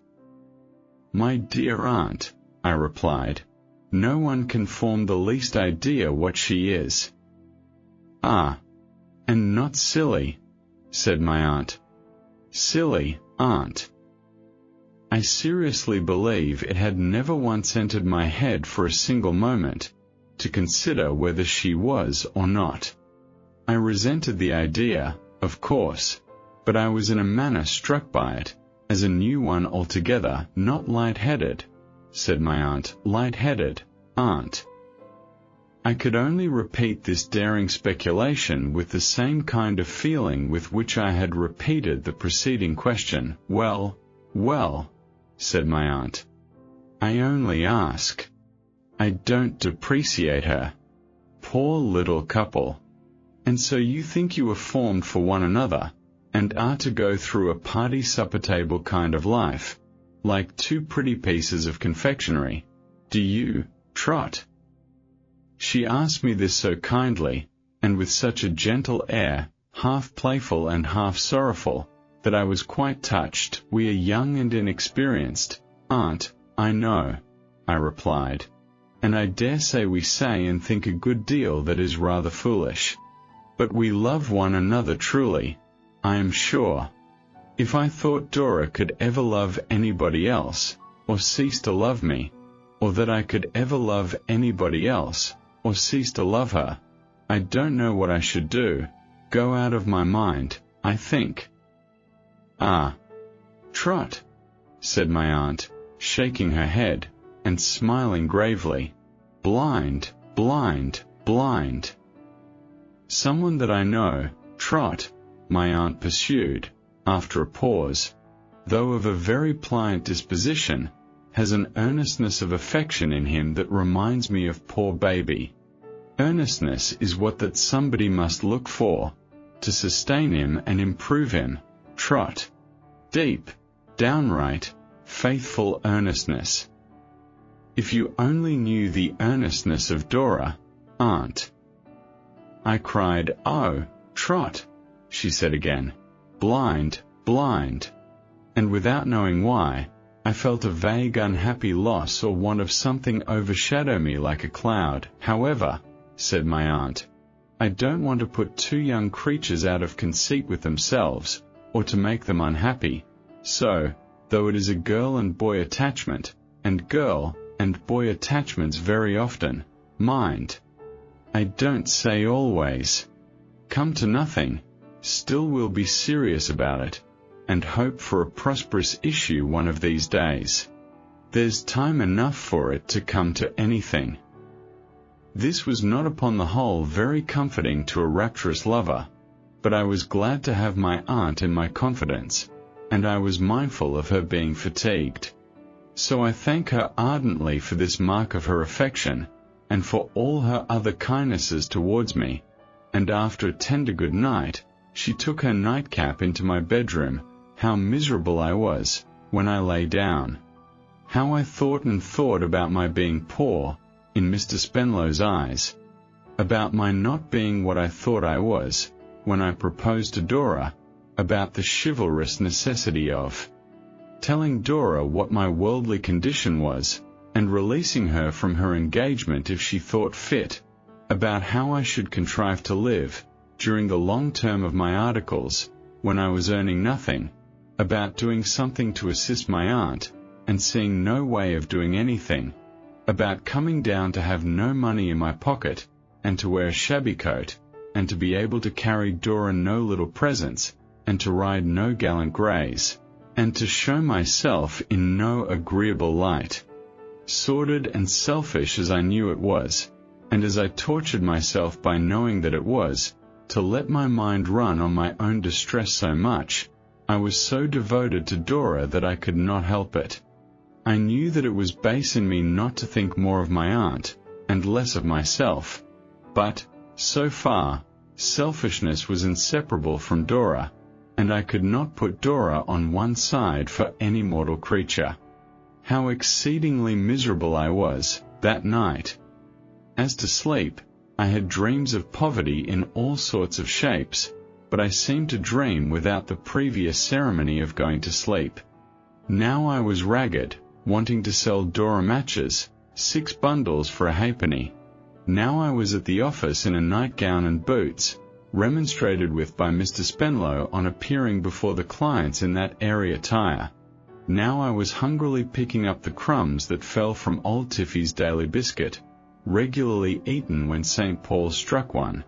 Now I was hopelessly endeavoring to get a license to marry Dora, having nothing but one of Uriah Heep's gloves to offer in exchange, which the whole Commons rejected, and still, more or less conscious of my own room, I was always tossing about like a distressed ship in a sea of bedclothes. My aunt was restless, too, for I frequently heard her walking to and fro.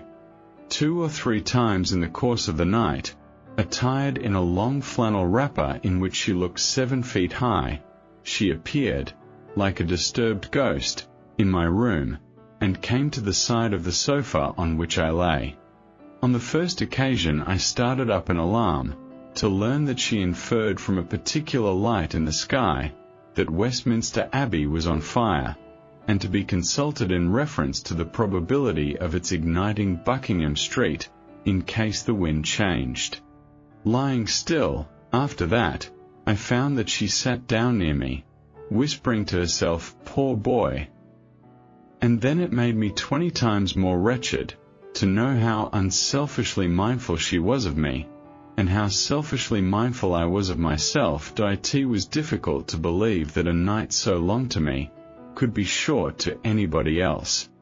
This consideration set me thinking of an imaginary party where people were dancing the hours away, until that became a dream too, and I heard the music incessantly playing one tune, and saw Dora incessantly dancing one dance, without taking the least notice of me. The man who had been playing the harp all night was trying in vain to cover it with an ordinary-sized nightcap when I awoke, or I should rather say, when I left off trying to go to sleep, and saw the sun shining in through the window at last.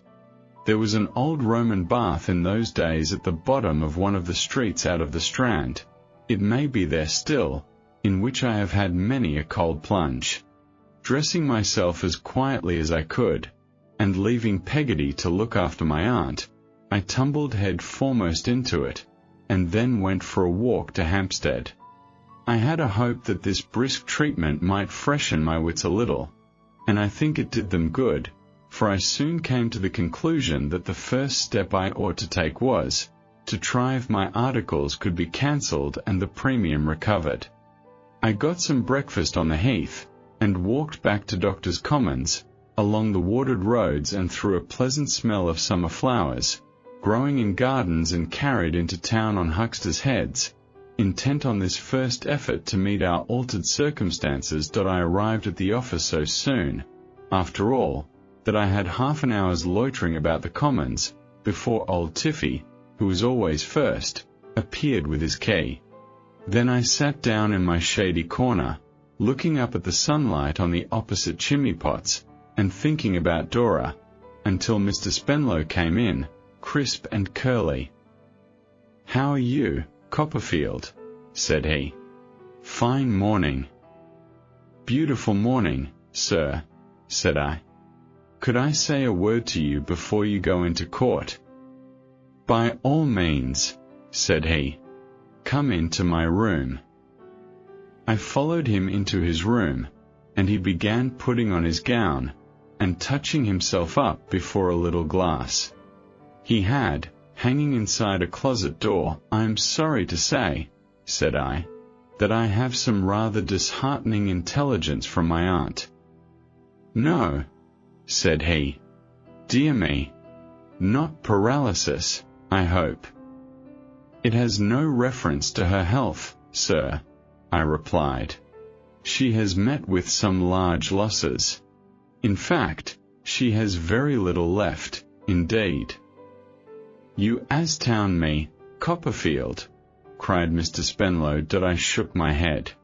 "Indeed, sir," said I, "her affairs are so changed, that I wish to ask you whether it would be possible, at a sacrifice on our part of some portion of the premium, of course," I put in this, on the spur of the moment, warned by the blank expression of his face, "to cancel my articles." What it cost me to make this proposal, nobody knows. It was like asking, as a favor, to be sentenced to transportation from Dora. "To cancel your articles, Copperfield? Cancel?" I explained with tolerable firmness that I really did not know where my means of subsistence were to come from, unless I could earn them for myself.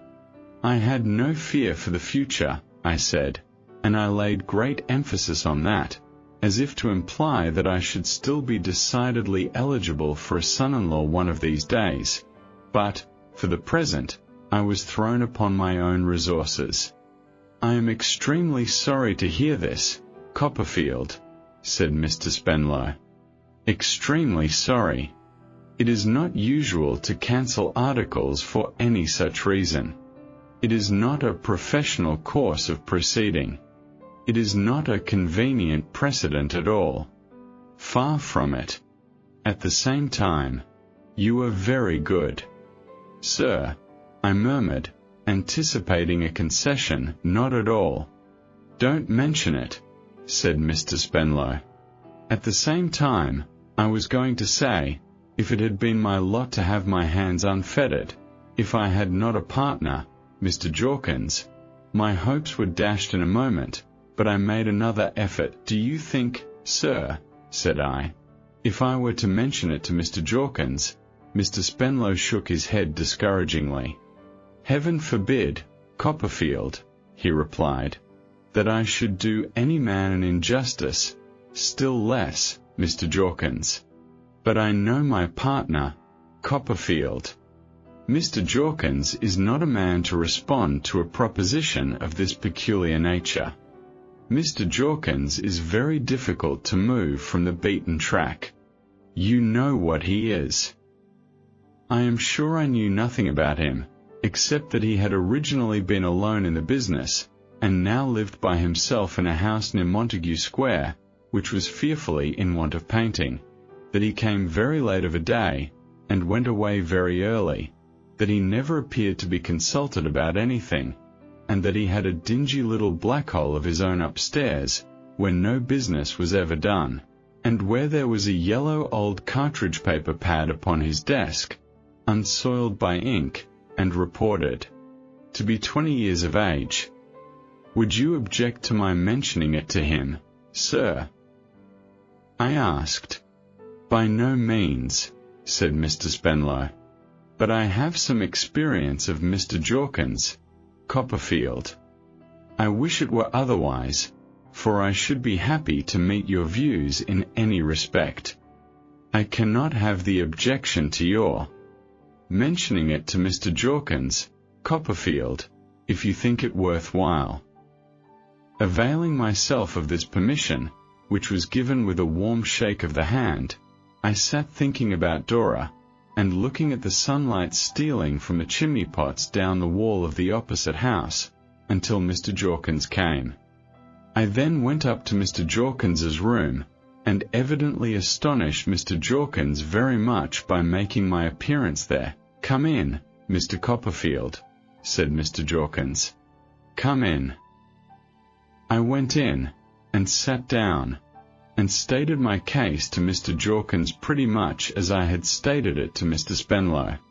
Mr. Jorkins was not by any means the awful creature one might have expected, but a large, mild, smooth-faced man of 60, who took so much snuff that there was a tradition in the Commons that he lived principally on that stimulant, having little room in his system for any other article of diet. "You have mentioned this to Mr. Spenlow, I suppose?" said Mr. Jorkins, when he had heard me, very restlessly. To an end, I answered yes, and told him that Mr. Spenlow had introduced his name. He said I should object? Asked Mr. Jorkins. I was obliged to admit that Mr. Spenlow had considered it probable. "I am sorry to say, Mr. Copperfield, I can't advance your object," said Mr. Jorkins, nervously. "The fact is, but I have an appointment at the bank, if you'll have the goodness to excuse me." With that he rose in a great hurry, and was going out of the room, when I made bold to say that I feared, then, there was no way of arranging the matter. "No," said Mr. Jorkins, stopping at the door to shake his head. "Oh, no. I object, you know," which he said very rapidly, and went out. "You must be aware, Mr. Copperfield," he added, looking restlessly in at the door again.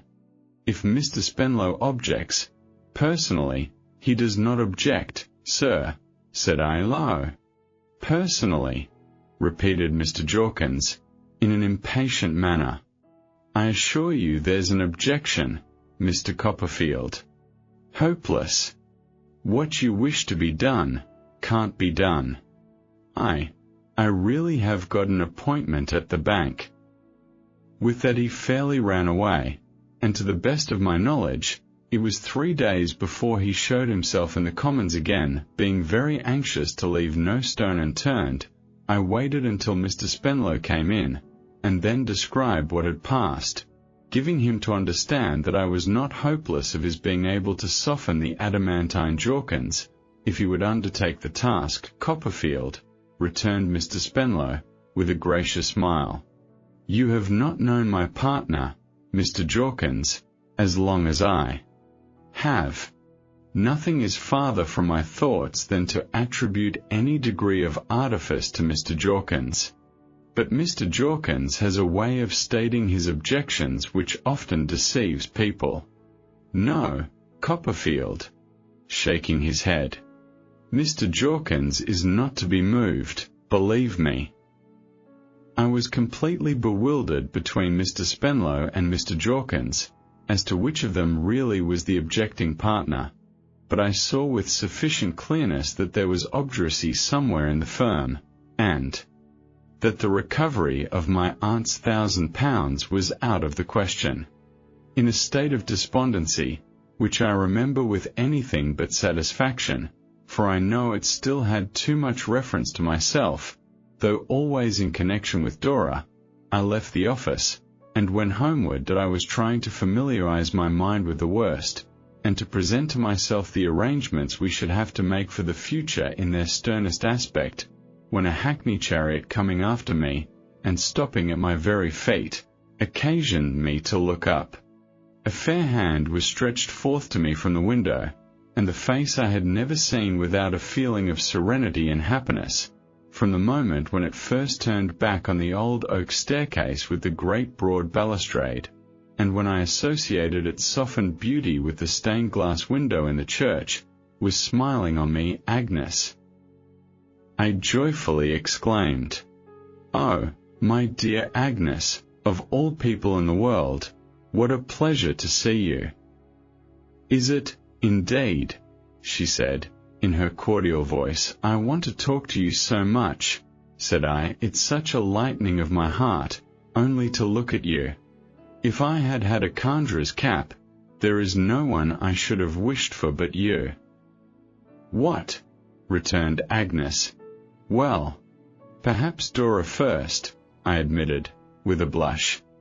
"Certainly, Dora first, I hope," said Agnes, laughing. "But you next," said I. "Where are you going?" She was going to my rooms to see my aunt. The day being very fine, she was glad to come out of the chariot, which smelt. I had my head in it all this time, like a stable put under a cucumber frame. I dismissed the coachman, and she took my arm, and we walked on together. She was like hope embodied, to me. How different I felt in one short minute, having Agnes at my side. My aunt had written her one of the odd, abrupt notes, very little longer than a banknote, to which her epistolary efforts were usually limited. She had stated therein that she had fallen into adversity, and was leaving Dover for good, but had quite made up her mind to it, and was so well that nobody need be uncomfortable about her. Agnes had come to London to see my aunt, between whom and herself there had been a mutual liking these many years. Indeed, it dated from the time of my taking up my residence in Mr. Wickfield's house. She was not alone, she said. Her papa was with her, and Uriah Heep, and now they are partners, said I. Confound him. Yes, said Agnes. They have some business here, and I took advantage of their coming, to come too. You must not think my visit all friendly and disinterested, Trotwood, for, I am afraid I may be cruelly prejudiced. I do not like to let Papa go away alone, with him. Does he exercise the same influence over Mr. Wickfield still, Agnes? Agnes shook her head. There is such a change at home, said she, that you would scarcely know the dear old house. They live with us now. They, said I, Mr. Heep and his mother. He sleeps in your old room, said Agnes, looking up into my face. I wish I had the ordering of his dreams, said I. He wouldn't sleep there long. I keep my own little room, said Agnes, where I used to learn my lessons. How the time goes! You remember? The little panelled room that opens from the drawing room. Remember, Agnes? When I saw you, for the first time, coming out at the door, with your quaint little basket of keys hanging at your side. It is just the same, said Agnes, smiling. I am glad you think of it so pleasantly. We were very happy. We were, indeed, said I. I keep that room to myself still, but I cannot always desert Mrs. Heep, you know. And so, said Agnes, quietly, I feel obliged to bear her company, when I might prefer to be alone. But I have no other reason to complain of her. If she tires me, sometimes, by her praises of her son, it is only natural in a mother. He is a very good son to her. I looked at Agnes when she said these words, without detecting in her any consciousness of Uriah's design. Her mild but earnest eyes met mine with their own beautiful frankness, and there was no change in her gentle face. The chief evil of their presence in the house, said Agnes, is that I cannot be as near Papa as I could wish, Uriah Heep being so much between us, and cannot watch over him, if that is not too bold a thing to say, as closely as I would. But if any fraud or treachery is practicing against him, I hope that simple love and truth will be strong in the end. I hope that real love and truth are stronger in the end than any evil or misfortune in the world.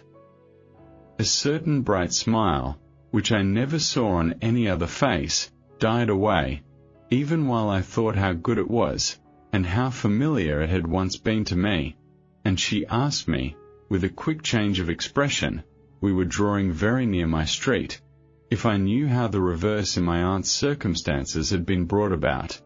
On my replying no, she had not told me yet, Agnes became thoughtful, and I fancied I felt her arm tremble in mine that we found my aunt alone, in a state of some excitement.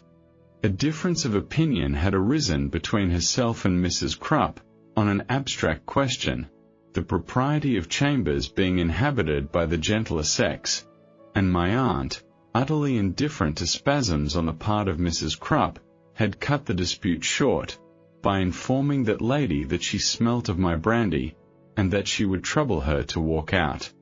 Both of these expressions Mrs. Crupp considered actionable, and had expressed her intention of bringing before a British Judy, meaning, it was supposed, the bulwark of our national liberties.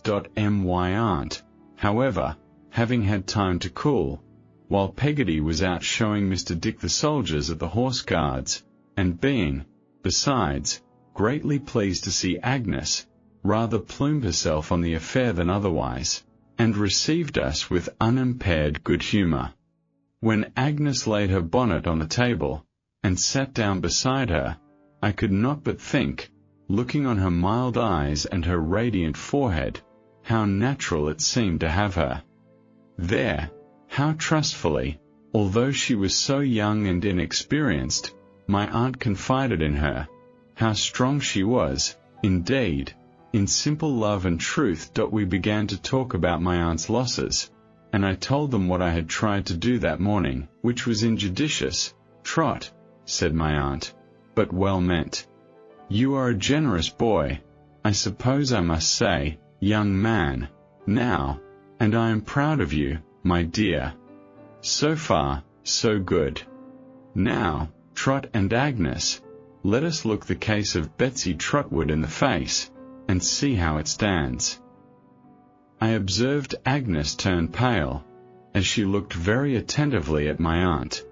My aunt, patting her cat, looked very attentively at Agnes. Betsy Trotwood, said my aunt, who had always kept her money matters to herself. I don't mean your sister, Trot, my dear, but myself, had a certain property. It don't matter how much, enough to live on. More, for she had saved a little, and added to it. Betsy funded her property for some time, and then, by the advice of her man of business, laid it out on landed security. That did very well, and returned very good interest, till Betsy was paid off. I am talking of Betsy as if she was a man-o'-war. Well, then, Betsy had to look about her, for a new investment.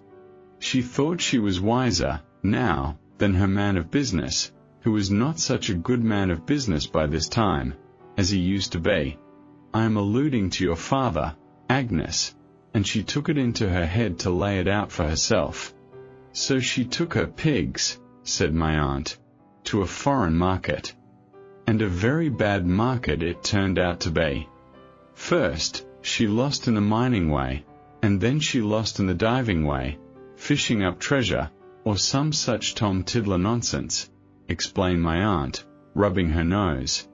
And then she lost in the mining way again, and, last of all, to set the thing entirely to rights, she lost in the banking way. I don't know what the bank shares were worth for a little while, said my aunt. Cent per cent was the lowest of it, I believe, but the bank was at the other end of the world, and tumbled into space, for what I know. Anyhow, it fell to pieces, and never will and never can pay sixpence, and Betsy's sixpences were all there, and there's an end of them. Least said, soonest mended. My aunt concluded this philosophical summary, by fixing her eyes with a kind of triumph on Agnes, whose colour was gradually returning. Dear Miss Trotwood, is that all the history? Said Agnes. I hope it's enough, child, said my aunt. If there had been more money to lose, it wouldn't have been all, I dare say. Betsy would have contrived to throw that after the rest, and make another chapter, I have little doubt. But there was no more money, and there's no more story. Agnes had listened at first with suspended breath. Her color still came and went, but she breathed more freely. I thought I knew why. I thought she had had some fear that her unhappy father might be in some way to blame for what had happened. My aunt took her hand in hers, and laughed. "Is that all?" repeated my aunt. "Why, yes, that's all, except," and she lived happy ever afterwards. Perhaps I may add that of Betsy yet, one of these days. Now, Agnes, you have a wise head. So have you, Trot, in some things, though I can't compliment you always. And here my aunt shook her own at me, with an energy peculiar to herself. What's to be done?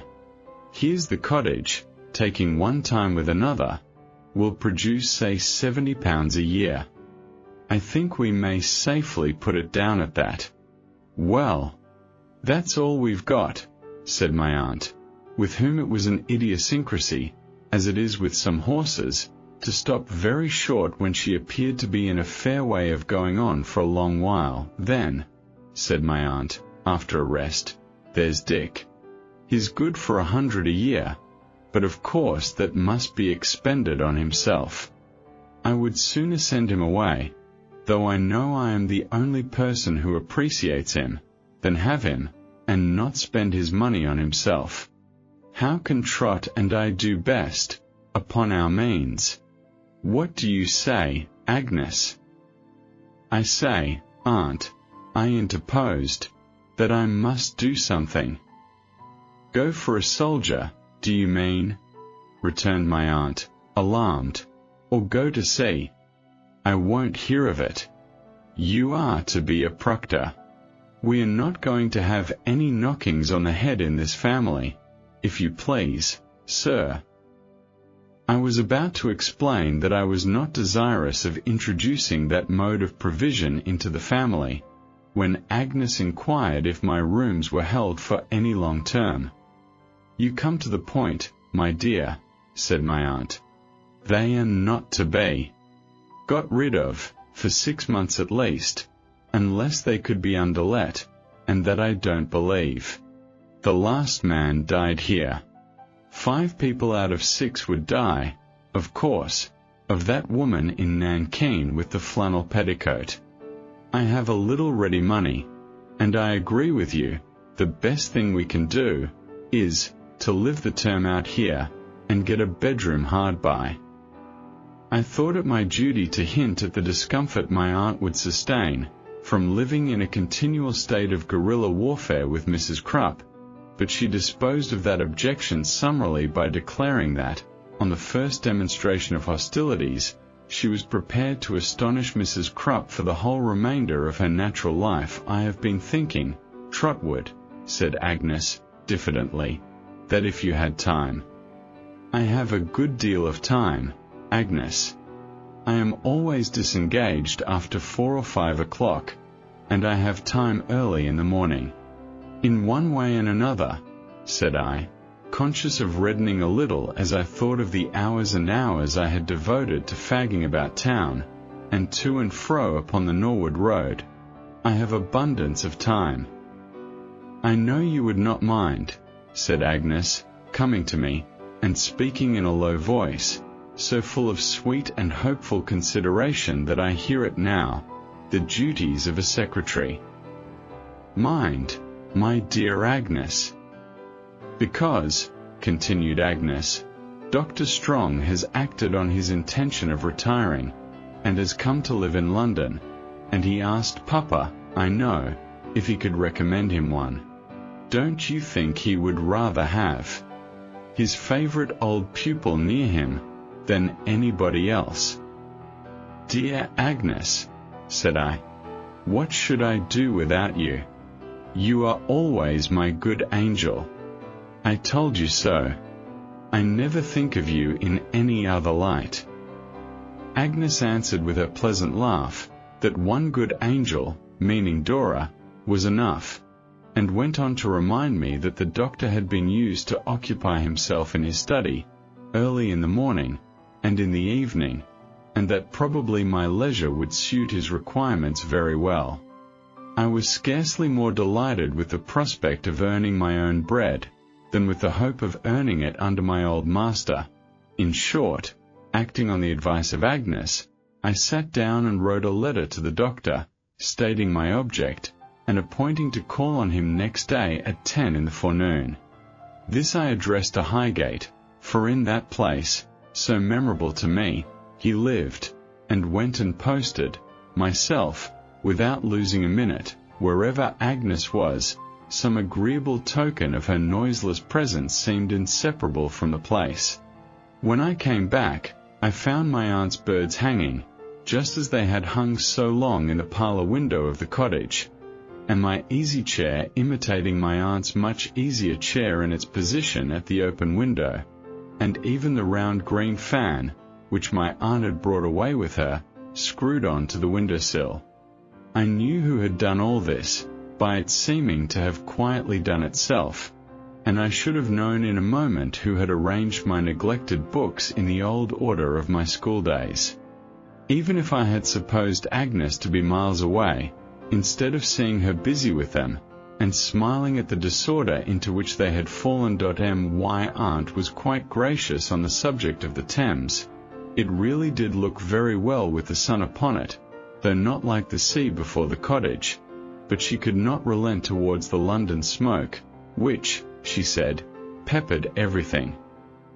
A complete revolution, in which Peggotty bore a prominent part, was being effected in every corner of my rooms, in regard of this pepper, and I was looking on, thinking how little even Peggotty seemed to do with a good deal of bustle, and how much Agnes did without any bustle at all, when a knock came at the door. "I think," said Agnes, turning pale, "it's Papa. He promised me that he would come." I opened the door, and admitted, not only Mr. Wickfield, but Uriah Heep. I had not seen Mr. Wickfield for some time. I was prepared for a great change in him, after what I had heard from Agnes, but his appearance shocked me. It was not that he looked many years older, though still dressed with the old scrupulous cleanliness, or that there was an unwholesome ruddiness upon his face, or that his eyes were full and bloodshot, or that there was a nervous trembling in his hand, the cause of which I knew, and had for some years seen at work. It was not that he had lost his good looks, or his old bearing of a gentleman, for that he had not, but the thing that struck me most was, that with the evidences of his native superiority still upon him, he should submit himself to that crawling impersonation of meanness, Uriah Heep. The reversal of the two natures, in their relative positions, Uriah's of power and Mr. Wickfield's of dependence, was a sight more painful to me than I can express. If I had seen an ape taking command of a man, I should hardly have thought it a more degrading spectacle. He appeared to be only too conscious of it himself. When he came in, he stood still, and with his head bowed, as if he felt it.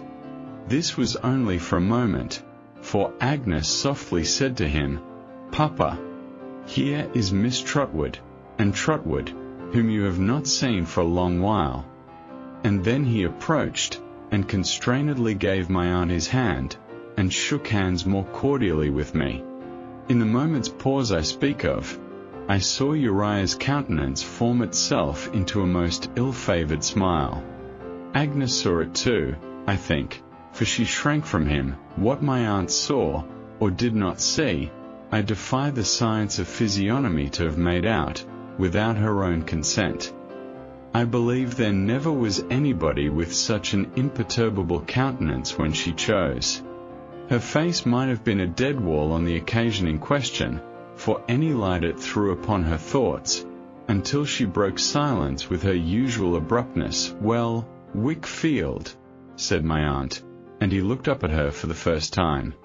"I have been telling your daughter how well I have been disposing of my money for myself, because I couldn't trust it to you, as you were growing. rusty in business matters. We have been taking counsel together, and getting on very well, all things considered. Agnes is worth the whole firm, in my opinion." "If I may humbly make the remark," said Uriah Heep, with a writhe, "I fully agree with Miss Betsy Trotwood, and should be only too happy if Miss Agnes was a partner." "You're a partner yourself, you know," returned my aunt, "and that's about enough for you, I expect. How do you find yourself, sir?" In acknowledgment of this question, addressed to him with extraordinary curtness, Mr. Heep, uncomfortably clutching the blue bag he carried, replied that he was pretty well. He thanked my aunt, and hoped she was the same. "And you, master, I should say, Mr. Copperfield," pursued Uriah. "I hope I see you well." "I am rejoiced to see you, Mr. Copperfield, even under present circumstances." I believe that, for he seemed to relish them very much. "Present circumstances is not what your friends would wish for you, Mr. Copperfield, but it isn't money makes the man. It's, I am really unequal with my humble powers to express what it is," said Uriah, with a fawning jerk, "but it isn't money." Here he shook hands with me, not in the common way, but standing at a good distance from me, and lifting my hand up and down like a pump handle, that he was a little afraid of. "And how do you think we are looking, Master Copperfield?" "I should say, Mr. fawned Uriah. "Don't you find Mr. Wickfield blooming, sir? Years don't tell much in our firm, Master Copperfield, except in raising up the humble, namely, mother and self, and in developing," he added, as an afterthought, "the beautiful, namely, Miss Agnes." He jerked himself about, after this compliment, in such an intolerable manner, that my aunt, who had sat looking straight at him, lost all patience. "Deuce take the man," said my aunt, sternly. "What's he about? Don't be galvanic, sir." "I ask your pardon, Miss Trotwood," returned Uriah. "I'm aware you're nervous." "Go along with you, sir," said my aunt, anything but appeased. "Don't presume to say so. I am nothing of the sort. If you're an eel, sir, conduct yourself like one. If you're a man, control your limbs, sir." "Good God!" said my aunt, with great indignation. "I am not going to be serpentined and corkscrewed out of my senses." Mr. Heep was rather abashed, as most people might have been, by this explosion, which derived great additional force from the indignant manner in which my aunt afterwards moved in her chair, and shook her head as if she were making snaps or bounces at him. But he said to me aside in a meek voice, "I am well aware, Master Copperfield, that Miss Trotwood, though an excellent lady, has a quick temper. Indeed, I think I had the pleasure of knowing her, when I was a humble clerk, before you did, Master Copperfield, and it's only natural, I am sure, that it should be made quicker by present circumstances. The wonder is, that it isn't much worse. I only called to say that if there was anything we could do, in present circumstances, mother, or self, or Wickfield and Heep, we should be really glad." "I may go so far," said Uriah, with a sickly smile at his partner. "Uriah Heep," said Mr. Wickfield, in a monotonous forced way, "is active in the business, Trotwood. What he says, I quite concur in. You know I had an old interest in you. Apart from that, what Uriah says I quite concur in." "Oh, what a reward it is," said Uriah, drawing up one leg, at the risk of bringing down upon himself another visitation from my aunt, "to be so trusted in. But I hope I am able to do something to relieve him from the fatigues of business, Master Copperfield." "Uriah Heep is a great relief to me," said Mr. Wickfield, in the same dull voice. "It's a load off my mind, Trotwood, to have such a partner." The red fox made him say all this, I knew, to exhibit him to me in the light he had indicated on the night when he poisoned my rest. I saw the same ill-favoured smile upon his face again, and saw how he watched me. "You are not going, Papa," said Agnes, anxiously. "Will you not walk back with Trotwood and me?" He would have looked to Uriah, I believe, before replying, if that worthy had not anticipated him. "I am bespoke myself," said Uriah, "on business, otherwise I should have been happy to have kept with my friends. But I leave my partner to represent the firm. Miss Agnes, ever yours. I wish you good day, Master Copperfield, and leave my humble respects for Miss Betsy Trotwood." With those words, he retired, kissing his great hand, and leering at us like a mask. We sat there, talking about our pleasant old Canterbury days, an hour or two. Mr. Wickfield, left to Agnes, soon became more like his former self, though there was a settled depression upon him, which he never shook off. For all that, he brightened, and had an evident pleasure in hearing us recall the little incidents of our old life, many of which he remembered very well. He said it was like those times, to be alone with Agnes and me again, and he wished to heaven they had never changed. I am sure there was an influence in the placid face of Agnes, and in the very touch of her hand upon his arm, that did wonders for him.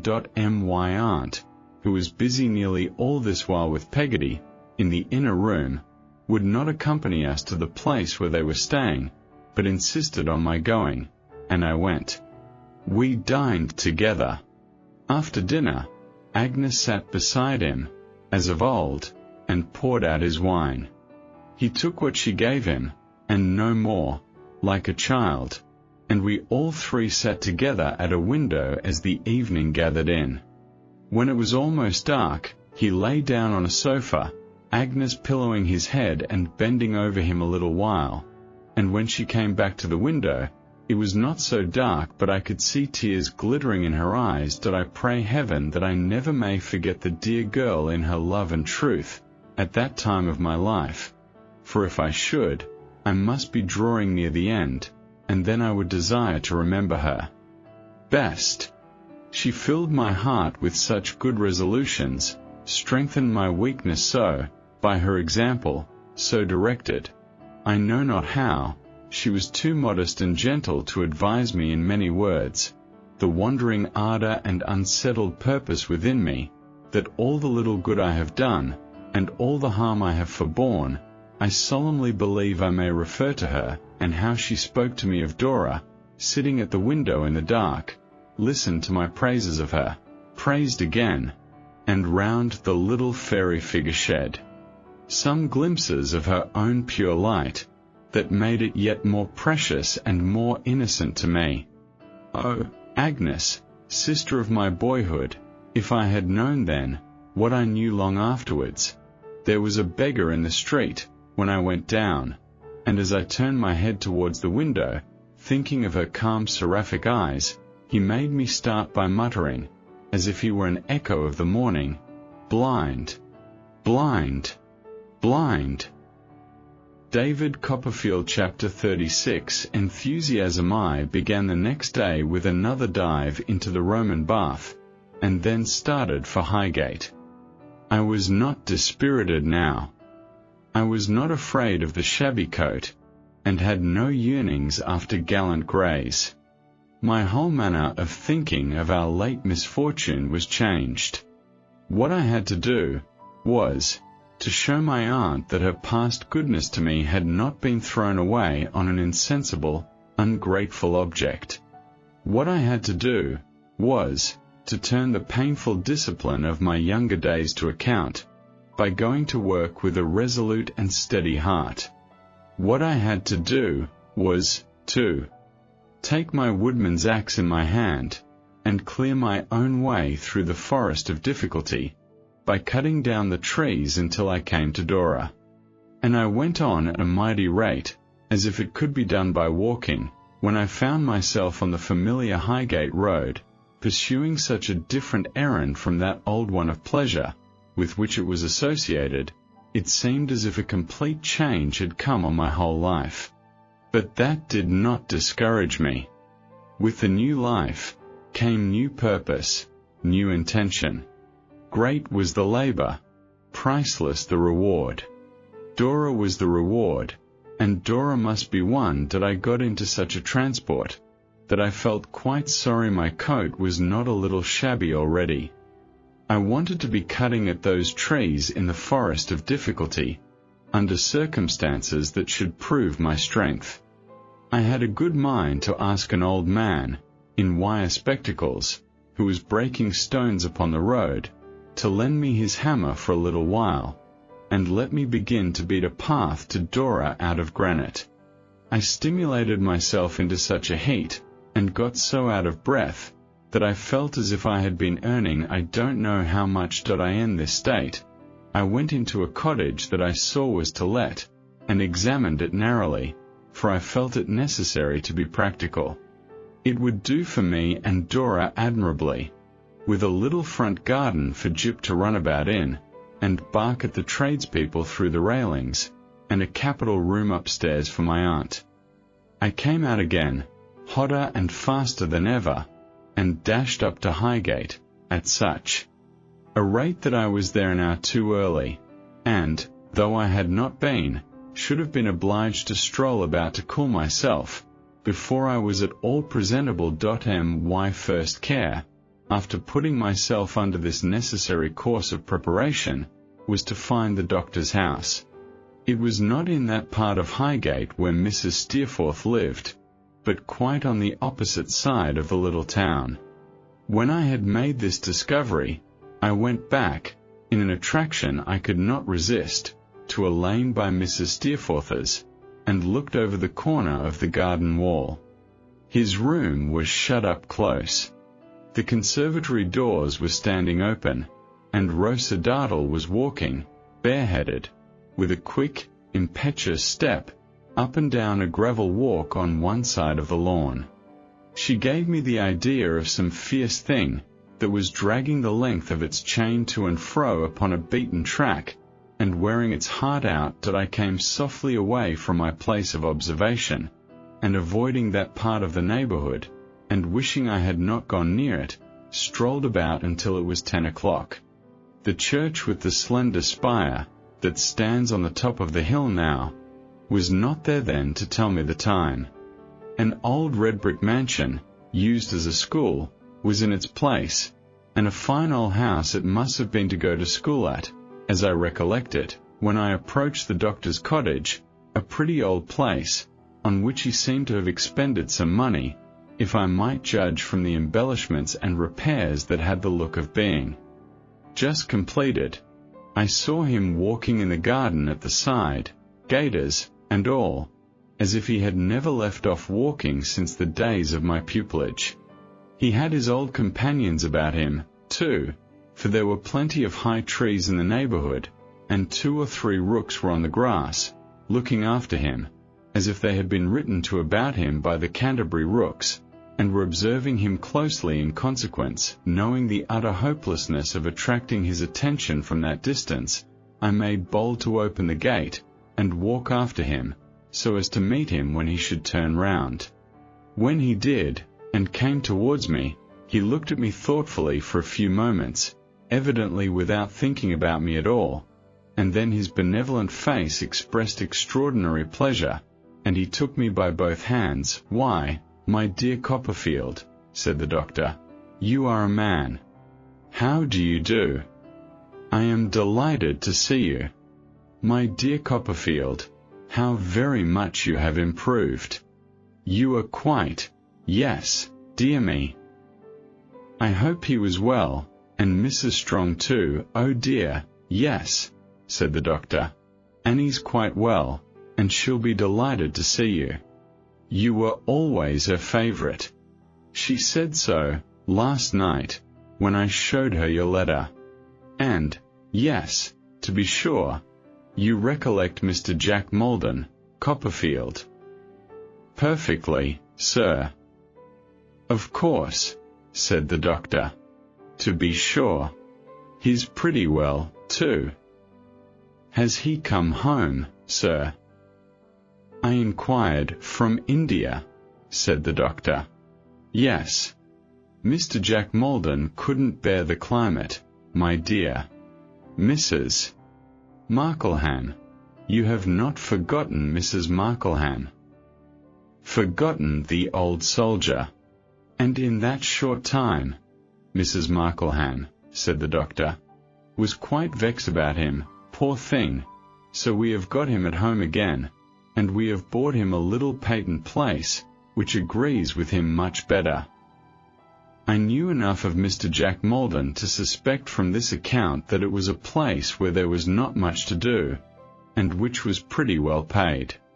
The doctor, walking up and down with his hand on my shoulder, and his kind face turned encouragingly to mine, went on, Now, my dear Copperfield, in reference to this proposal of yours. It's very gratifying and agreeable to me, I am sure, but don't you think you could do better? You achieved distinction, you know, when you were with us. You are qualified for many good things. You have laid a foundation that any edifice may be raised upon, and is it not a pity that you should devote the springtime of your life to such a poor pursuit as I can offer? I became very glowing again, and, expressing myself in a rhapsodical style, I am afraid, urged my request strongly, reminding the doctor that I had already a profession. Well, said the doctor, that's true. Certainly, your having a profession, and being actually engaged in studying it, makes a difference. But, my good young friend, what's £70 a year? It doubles our income, Dr. Strong, said I. Dear me, replied the doctor. To think of that. Not that I mean to say it's rigidly limited to £70 a year, because I have always contemplated making any young friend I might thus employ a present too. Undoubtedly, said the doctor, still walking me up and down with his hand on my shoulder. I have always taken an annual present into account. My dear tutor, said I, now, really, without any nonsense, to whom I owe more obligations already than I ever can acknowledge. No, interposed the doctor. Pardon me. If you will take such time as I have, and that is my mornings and evenings, and can think it worth £70 a year, you will do me such a service as I cannot express. Dear me, said the doctor, innocently, to think that so little should go for so much. Dear, and when you can do better, you will. On your word, now, said the doctor, which he had always made a very grave appeal to the honor of us boys. On my word, sir. I returned, answering in our old school manner. Then be it so, said the doctor, clapping me on the shoulder, and still keeping his hand there, as we still walked up and down, and I shall be 20 times happier, sir, said I, with a little, I hope innocent, flattery, if my employment is to be on the dictionary. The doctor stopped, smilingly clapped me on the shoulder again, and exclaimed, with a triumph most delightful to behold, as if I had penetrated to the profoundest depths of mortal sagacity, My dear young friend, you have hit it. It is the dictionary. How could it be anything else? His pockets were as full of it as his head. It was sticking out of him in all directions. He told me that since his retirement from scholastic life, he had been advancing with it wonderfully, and that nothing could suit him better than the proposed arrangements for morning and evening work, as it was his custom to walk about in the daytime with his considering cap on. His papers were in a little confusion, in consequence of Mr. Jack Maldon having lately proffered his occasional services as an amanuensis, and not being accustomed to that occupation. But we should soon put right what was amiss, and go on swimmingly. Afterwards, when we were fairly at our work, I found Mr. Jack Maldon's efforts more troublesome to me than I had expected, as he had not confined himself to making numerous mistakes, but had sketched so many soldiers and ladies' heads over the doctor's manuscript, that I often became involved in labyrinths of obscurity. The doctor was quite happy in the prospect of our going to work together on that wonderful performance, and we settled to begin next morning at 7 o'clock. We were to work 2 hours every morning, and 2 or 3 hours every night, except on Saturdays, when I was to rest. On Sundays, of course, I was to rest also, and I considered these very easy terms. Our plans being thus arranged to our mutual satisfaction, the doctor took me into the house to present me to Mrs. Strong, whom we found in the doctor's new study, dusting his books, a freedom which he never permitted anybody else to take with those sacred favorites. They had postponed their breakfast on my account, and we sat down to table together. We had not been seated long, when I saw an approaching arrival in Mrs. Strong's face, before I heard any sound of it. A gentleman on horseback came to the gate, and leading his horse into the little court, with a bridle over his arm, as if he were quite at home, tied him to a ring in the empty coach-house wall, and came into the breakfast parlour, whip in hand. It was Mr. Jack Maldon, and Mr. Jack Maldon was not at all improved by India, I thought. I was in a state of ferocious virtue, however, as to young men who were not cutting down trees in the forest of difficulty, and my impression must be received with due allowance. Mr. Jack, said the doctor. Copperfield. Mr. Jack Maldon shook hands with me, but not very warmly, I believed, and with an air of languid patronage, at which I secretly took great umbrage. But his languor altogether was quite a wonderful sight, except when he addressed himself to his cousin Annie. "Have you breakfasted this morning, Mr. Jack?" said the doctor. "I hardly ever take breakfast, sir," he replied, with his head thrown back in an easy chair.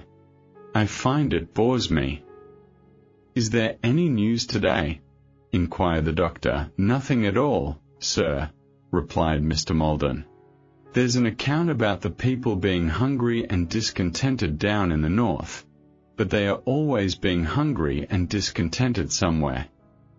The doctor looked grave, and said, as though he wished to change the subject, "Then there's no news at all, and no news, they say, is good news." "There's a long statement in the papers, sir, about a murder," observed Mr. Maldon. "But somebody is always being murdered, and I didn't read it." A display of indifference to all the actions and passions of mankind was not supposed to be such a distinguished quality at that time, I think, as I have observed it to be considered since. I have known it very fashionable indeed. I have seen it displayed with such success, that I have encountered some fine ladies and gentlemen who might as well have been born caterpillars. Perhaps it impressed me the more then, because it was new to me, but it certainly did not tend to exalt my opinion of, or to strengthen my confidence in, Mr. Jack Maldon. "I came out to inquire whether Annie would like to go to the opera tonight," said Mr. Maldon, turning to her. "It's the last good night there will be, this season, and there's a singer there, whom she really ought to hear. She is perfectly exquisite. Besides which, she is so charmingly ugly." Relapsing into languor, the doctor, ever pleased with what was likely to please his young wife, turned to her and said, "You must go, Annie. You must go." "I would rather not," she said to the doctor. "I prefer to remain at home. I would much rather remain at home." Without looking at her cousin, she then addressed me, and asked me about Agnes, and whether she should see her, and whether she was not likely to come that day, and was so much disturbed, that I wondered how even the doctor, buttering his toast, could be blind to what was so obvious, but he saw nothing. He told her, good-naturedly, that she was young and ought to be amused and entertained, and must not allow herself to be made dull by a dull old fellow. Moreover, he said, he wanted to hear her sing all the new singer songs to him, and how could she do that well, unless she went? So the doctor persisted in making the engagement for her, and Mr. Jack Maldon was to come back to dinner. This concluded, he went to his patent place, I suppose, but at all events went away on his horse, looking very idle, that I was curious to find out next morning whether she had been. She had not, but had sent into London to put her cousin off, and had gone out in the afternoon to see Agnes, and had prevailed upon the doctor to go with her, and they had walked home by the fields, the doctor told me, the evening being delightful. I wondered then whether she would have gone if Agnes had not been in town, and whether Agnes had some good influence over her too. She did not look very happy, I thought, but it was a good face, or a very false one. I often glanced at it, for she sat in the window all the time we were at work, and made our breakfast, which we took by snatches as we were employed. When I left, at 9 o'clock, she was kneeling on the ground at the doctor's feet, putting on his shoes and gaiters for him. There was a softened shade upon her face, thrown from some green leaves overhanging the open window of the low room, and I thought all the way to Doctor's Commons, of the night when I had seen it looking at him as he read. I was pretty busy now, up at 5 in the morning, and home at 9 or 10 at night.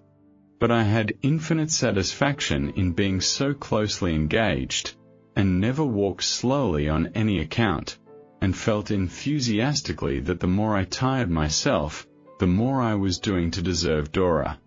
I had not revealed myself in my altered character to Dora yet, because she was coming to see Miss Mills in a few days, and I deferred all I had to tell her until then, merely informing her in my letters.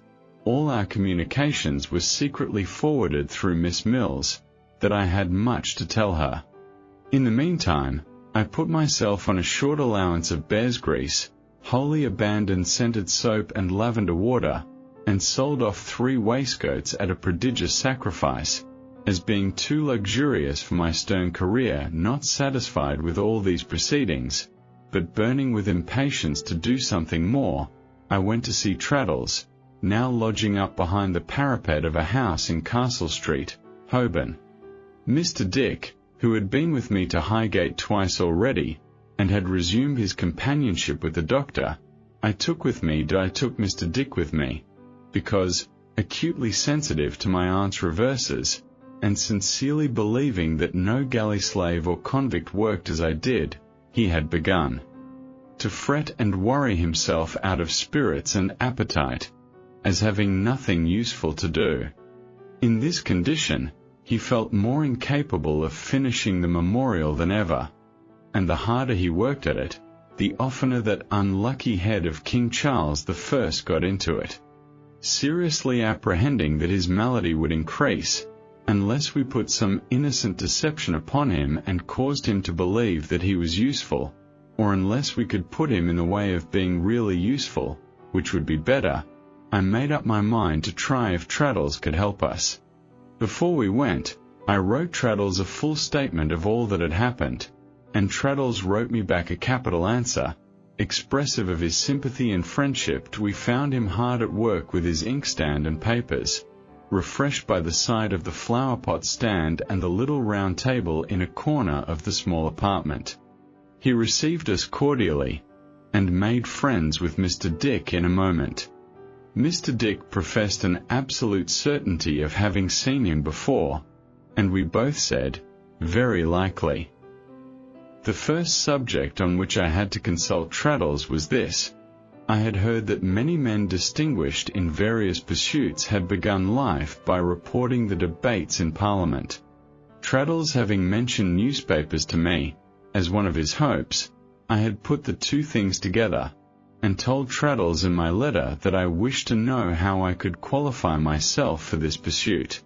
Traddles now informed me, as the result of his inquiries, that the mere mechanical acquisition necessary, except in rare cases, for thorough excellence in it, that is to say, a perfect and entire command of the mystery of shorthand writing and reading, was about equal in difficulty to the mastery of 6 languages, and that it might perhaps be attained, by dint of perseverance, in the course of a few years. Traddles reasonably supposed that this would settle the business, but I, only feeling that here indeed were a few tall trees to be hewn down, immediately resolved to work my way on to Dora through this thicket. Axe in hand, I am very much obliged to you, my dear Traddles, said I. I'll begin tomorrow. Traddles looked astonished, as he well might, but he had no notion as yet of my rapturous condition. I'll buy a book, said I, with a good scheme of this art in it. I'll work at it at the Commons, where I haven't half enough to do. I'll take down the speeches in our court for practice. Traddles, my dear fellow, I'll master it. Dear me, said Traddles, opening his eyes. I had no idea you were such a determined character, Copperfield. I don't know how he should have had, for it was new enough to me. I passed that off, and brought Mr. Dick on the carpet. You see, said Mr. Dick, wistfully, if I could exert myself, Mr. Traddles, if I could beat a drum, or blow anything. Poor fellow! I have little doubt he would have preferred such an employment in his heart to all others. Traddles, who would not have smiled for the world, replied composedly, but you are a very good penman, sir. You told me so, Copperfield. Excellent, said I. And indeed he was. He wrote with extraordinary neatness, don't you think, said Traddles. You could copy writings, sir, if I got them for you. Mr. Dick looked doubtfully at me. Trotwood. I shook my head. Mr. Dick shook his, and sighed. Tell him about the memorial, said Mr. Dick. I explained to Traddles that there was a difficulty in keeping King Charles I out of Mr. Dick's manuscripts. Mr. Dick in the meanwhile looking very deferentially and seriously at Traddles, and sucking his thumb. But these writings, you know, that I speak of, are already drawn up and finished, said Traddles after a little consideration. Mr. Dick has nothing to do with them. Wouldn't that make a difference, Copperfield? At all events, wouldn't it be well to try? This gave us new hope.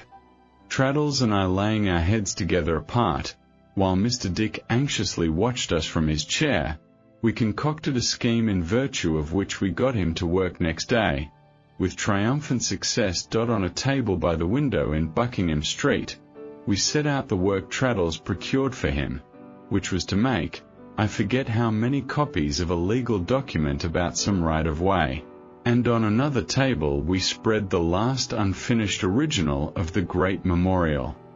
Our instructions to Mr. Dick were that he should copy exactly what he had before him, without the least departure from the original, and that when he felt it necessary to make the slightest allusion to King Charles I, he should fly to the memorial. We exhorted him to be resolute in this, and left my aunt to observe him.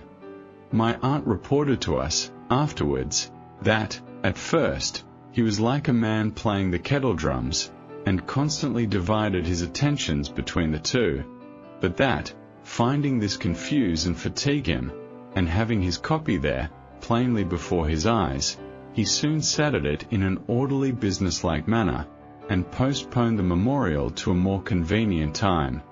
In a word, although we took great care that he should have no more to do than was good for him, and although he did not begin with the beginning of a week, he earned by the following Saturday night 10 shillings and 9pence, and never, while I live, shall I forget his going about to all the shops in the neighbourhood to change this treasure into sixpences, or his bringing them to my aunt arranged in the form of a heart upon a waiter, with tears of joy and pride in his eyes.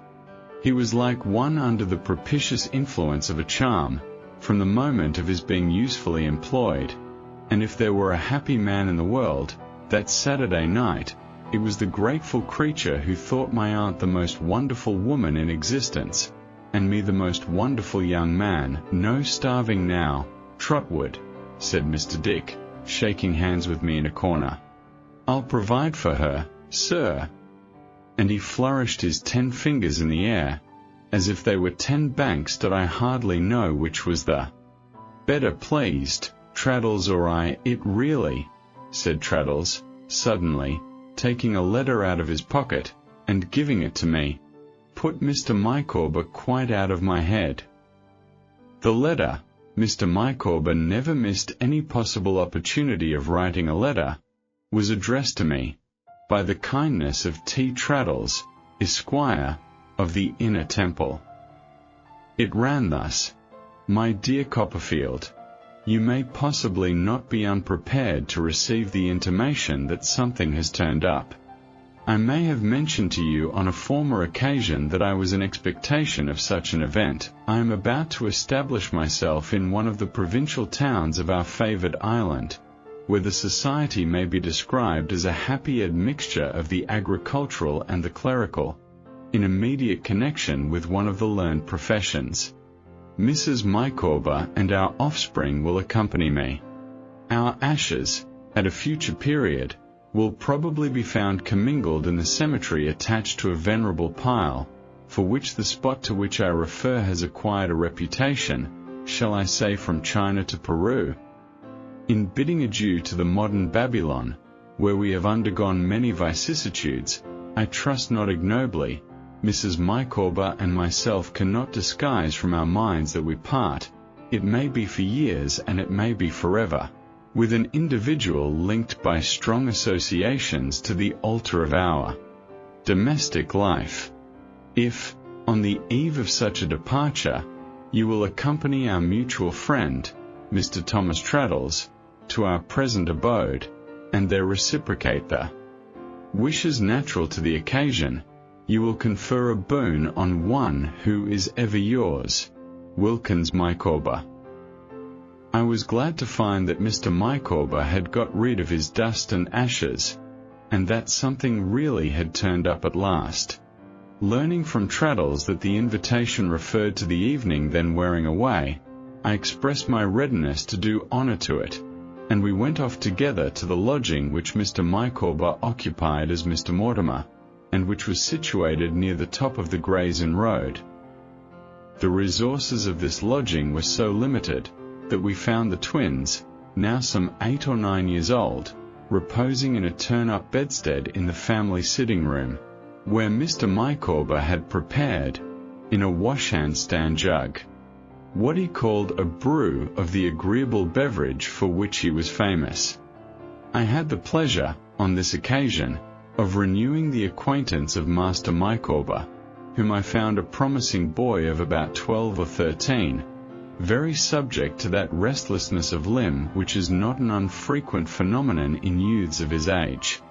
I also became once more known to his sister, Miss Micawber, in whom, as Mr. Micawber told us, her mother renewed her youth, like the phoenix. "My dear Copperfield," said Mr. Micawber, "yourself and Mr. Traddles find us on the brink of migration, and will excuse any little discomforts incidental to that position." Glancing round as I made a suitable reply, I observed that the family effects were already packed, and that the amount of luggage was by no means overwhelming. I congratulated Mrs. Micawber on the approaching change. "My dear Mr. Copperfield," said Mrs. Micawber, "of your friendly interest in all our affairs, I am well assured. My family may consider it banishment, if they please, but I am a wife and mother, and I never will desert Mr. Micawber." Traddles, appealed to by Mrs. Micawber's eye, feelingly acquiesced. "That," said Mrs. Micawber, "that, at least, is my view, my dear Mr. Copperfield and Mr. Traddles, of the obligation which I took upon myself when I repeated the irrevocable words, 'I, Emma, take thee, Wilkins.' I read the service over with a flat candle on the previous night, and the conclusion I derived from it was, that I never could desert Mr. Micawber. And," said Mrs. Micawber, "though it is possible I may be mistaken in my view of the ceremony, I never will." "My dear," said Mr. Micawber, a little impatiently, "I am not conscious that you are expected to do anything of the sort." "I am aware, my dear Mr. Copperfield," pursued Mrs. Micawber, "that I am now about to cast my lot among strangers, and I am also aware that the various members of my family, to whom Mr. Micawber has written in the most gentlemanly terms, announcing that fact, have not taken the least notice of Mr. Micawber's communication. Indeed, I may be superstitious," said Mrs. Micawber, "but it appears to me that Mr. Micawber is destined never to receive any answers whatever to the great majority of the communications he writes. I may augur, from the silence of my family, that they object to the resolution I have taken, but I should not allow myself to be swerved from the path of duty, Mr. Copperfield, even by my papa and mamma, were they still living." I expressed my opinion that this was going in the right direction.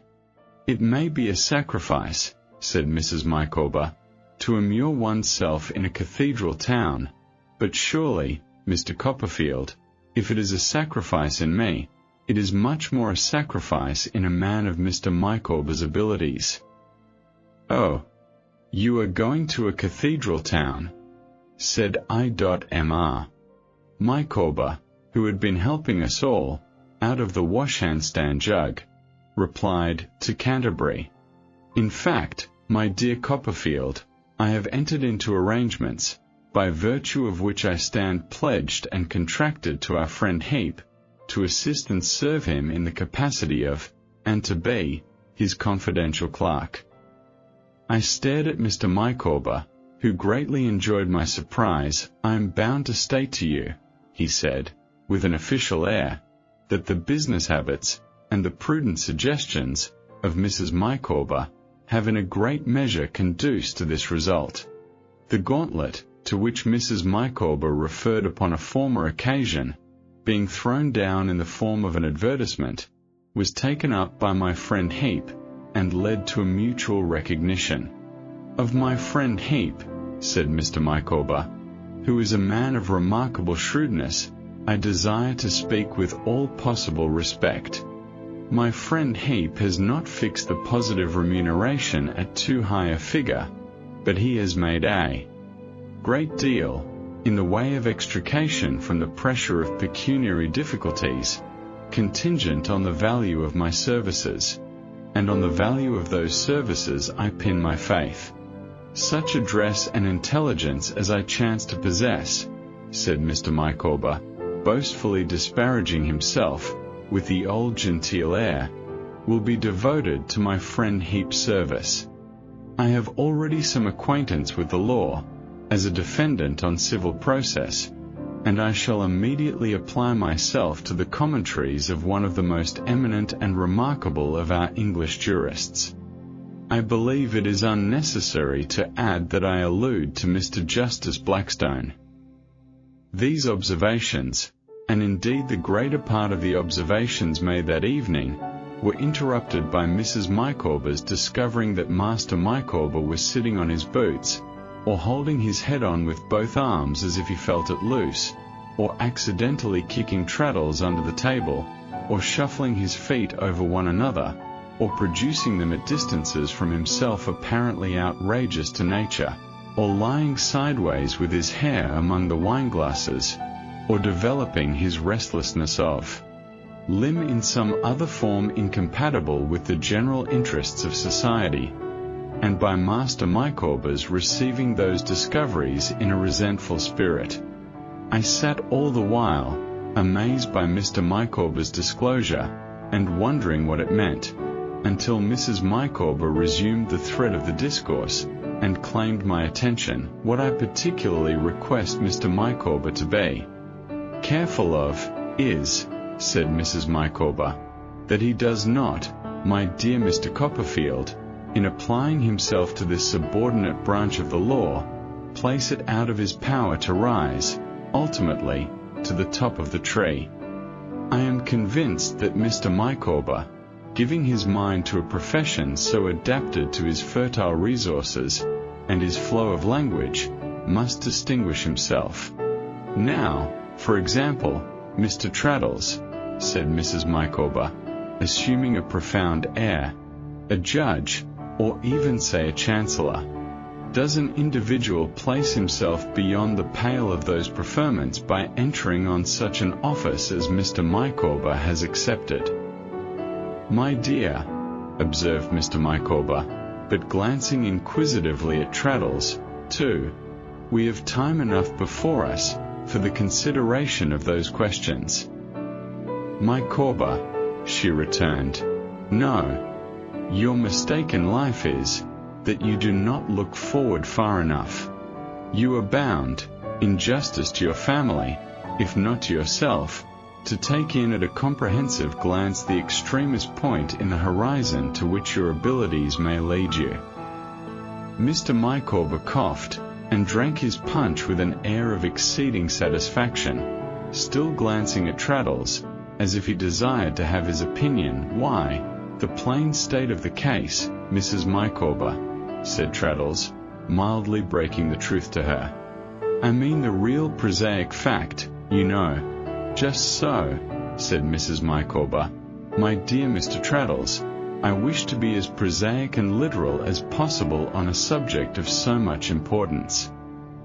Is, said Traddles, that this branch of the law, even if Mr. Micawber were a regular solicitor? Exactly so, returned Mrs. Micawber. Wilkins, you are squinting, and will not be able to get your eyes back. Has nothing, pursued Traddles, to do with that.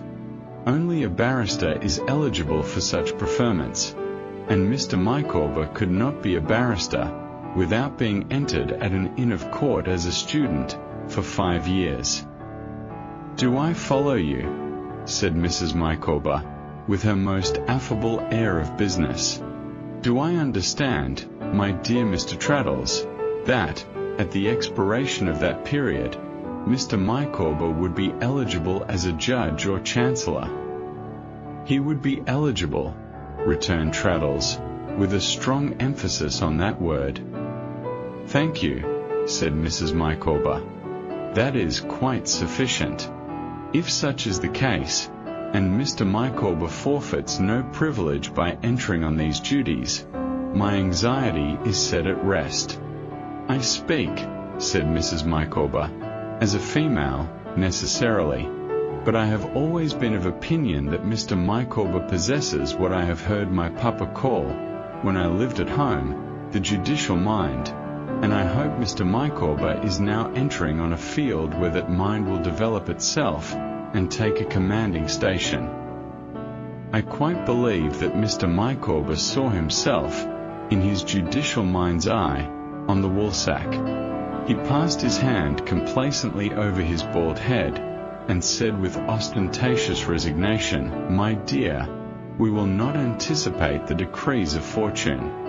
If I am reserved to wear a wig, I am at least prepared, externally, in allusion to his baldness, for that distinction.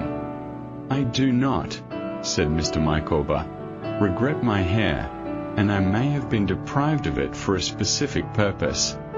I cannot say. It is my intention, my dear Copperfield, to educate my son for the church.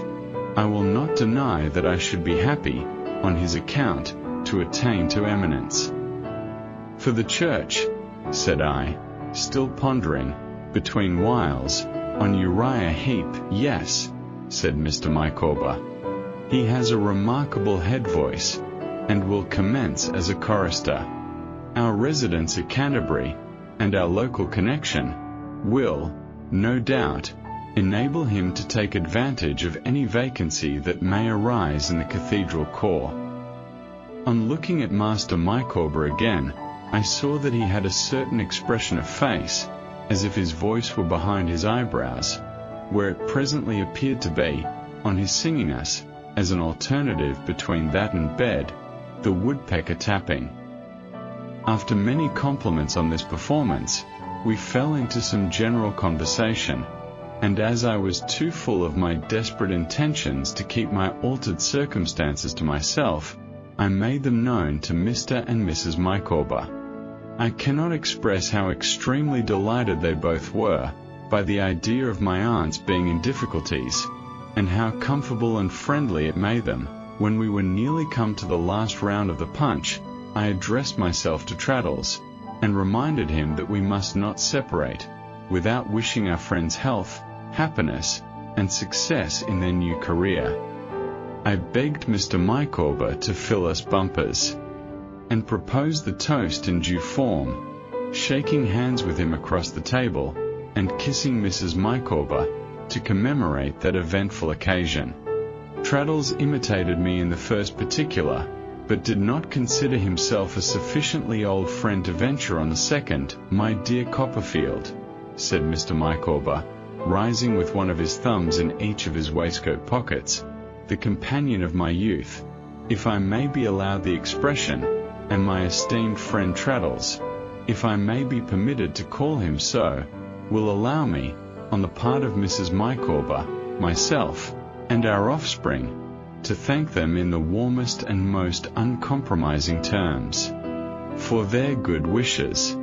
It may be expected that on the eve of a migration which will consign us to a perfectly new existence," Mr. Micawber spoke as if they were going 500,000 miles, "I should offer a few valedictory remarks to two such friends as I see before me. But all that I have to say in this way, I have said. Whatever station in society I may attain, through the medium of the learned profession of which I am about to become an unworthy member, I shall endeavour not to disgrace, and Mrs. Micawber will be safe to adorn. Under the temporary pressure of pecuniary liabilities, contracted with a view to their immediate liquidation, but remaining unliquidated through a combination of circumstances, I have been under the necessity of assuming a garb from which my natural instincts recoil. I allude to spectacles, and possessing myself of a cognomen, to which I can establish no legitimate pretensions. All I have to say on that score is, that the cloud has passed from the dreary scene, and the god of day is once more high upon the mountain tops. On Monday next, on the arrival of the 4 o'clock afternoon coach at Canterbury, my foot will be on my native heath, my name, Micawber." Mr. Micawber resumed his seat on the close of these remarks, and drank 2 glasses of punch in grave succession. He then said with much solemnity, "One thing more I have to do, before the separation is complete, and that is to perform an act of justice. My friend Mr. Thomas Traddles has, on 2 several occasions, put his name, if I may use a common expression, to bills of exchange for my accommodation. On the first occasion Mr. Thomas Traddles was left, let me say, in short, in the lurch. The fulfilment of the second has not yet arrived. The amount of the first obligation," here Mr. Micawber carefully referred to papers, "was, I believe, 23, 4, 9.5, of the second, according to my entry of that transaction, 18, 6, 2. These sums, united, make a total, if my calculation is correct, amounting to 41, 10, 11.5. My friend Copperfield will perhaps do me the favour to check that total." "I did so and found it correct to leave this metropolis," said Mr. Micawber, "and my friend Mr. Thomas Traddles, without acquitting myself of the pecuniary part of this obligation, would weigh upon my mind to an insupportable extent. I have, therefore, prepared for my friend Mr. Thomas Traddles, and I now hold in my hand a document which accomplishes the desired object. I beg to hand to my friend Mr. Thomas Traddles my IOU for 41, 10, 11 and a half, and I am happy to recover my moral dignity, and to know that I can once more walk erect before my fellow man." With this introduction, which greatly affected him, Mr. Micawber placed his IOU in the hands of Traddles, and said he wished him well in every relation of life. I am persuaded, not only that this was quite the same to Mr. Micawber as paying the money, but that Traddles himself hardly knew the difference until he had had time to think about it. Mr. Micawber walked so erect before his fellow man, on the strength of this virtuous action, that his chest looked half as broad again when he lighted us downstairs. We parted with great heartiness on both sides, and when I had seen Traddles to his own door, and was going home alone, I thought, among the other odd and contradictory things I mused upon, that, slippery as Mr. Micawber was, I was probably indebted to some compassionate recollection he retained of me as his boy-lodger, for never having been asked by him for money. I certainly should not have had the moral courage to refuse it, and I have no doubt he knew that, to his credit be it written, quite as well as I did.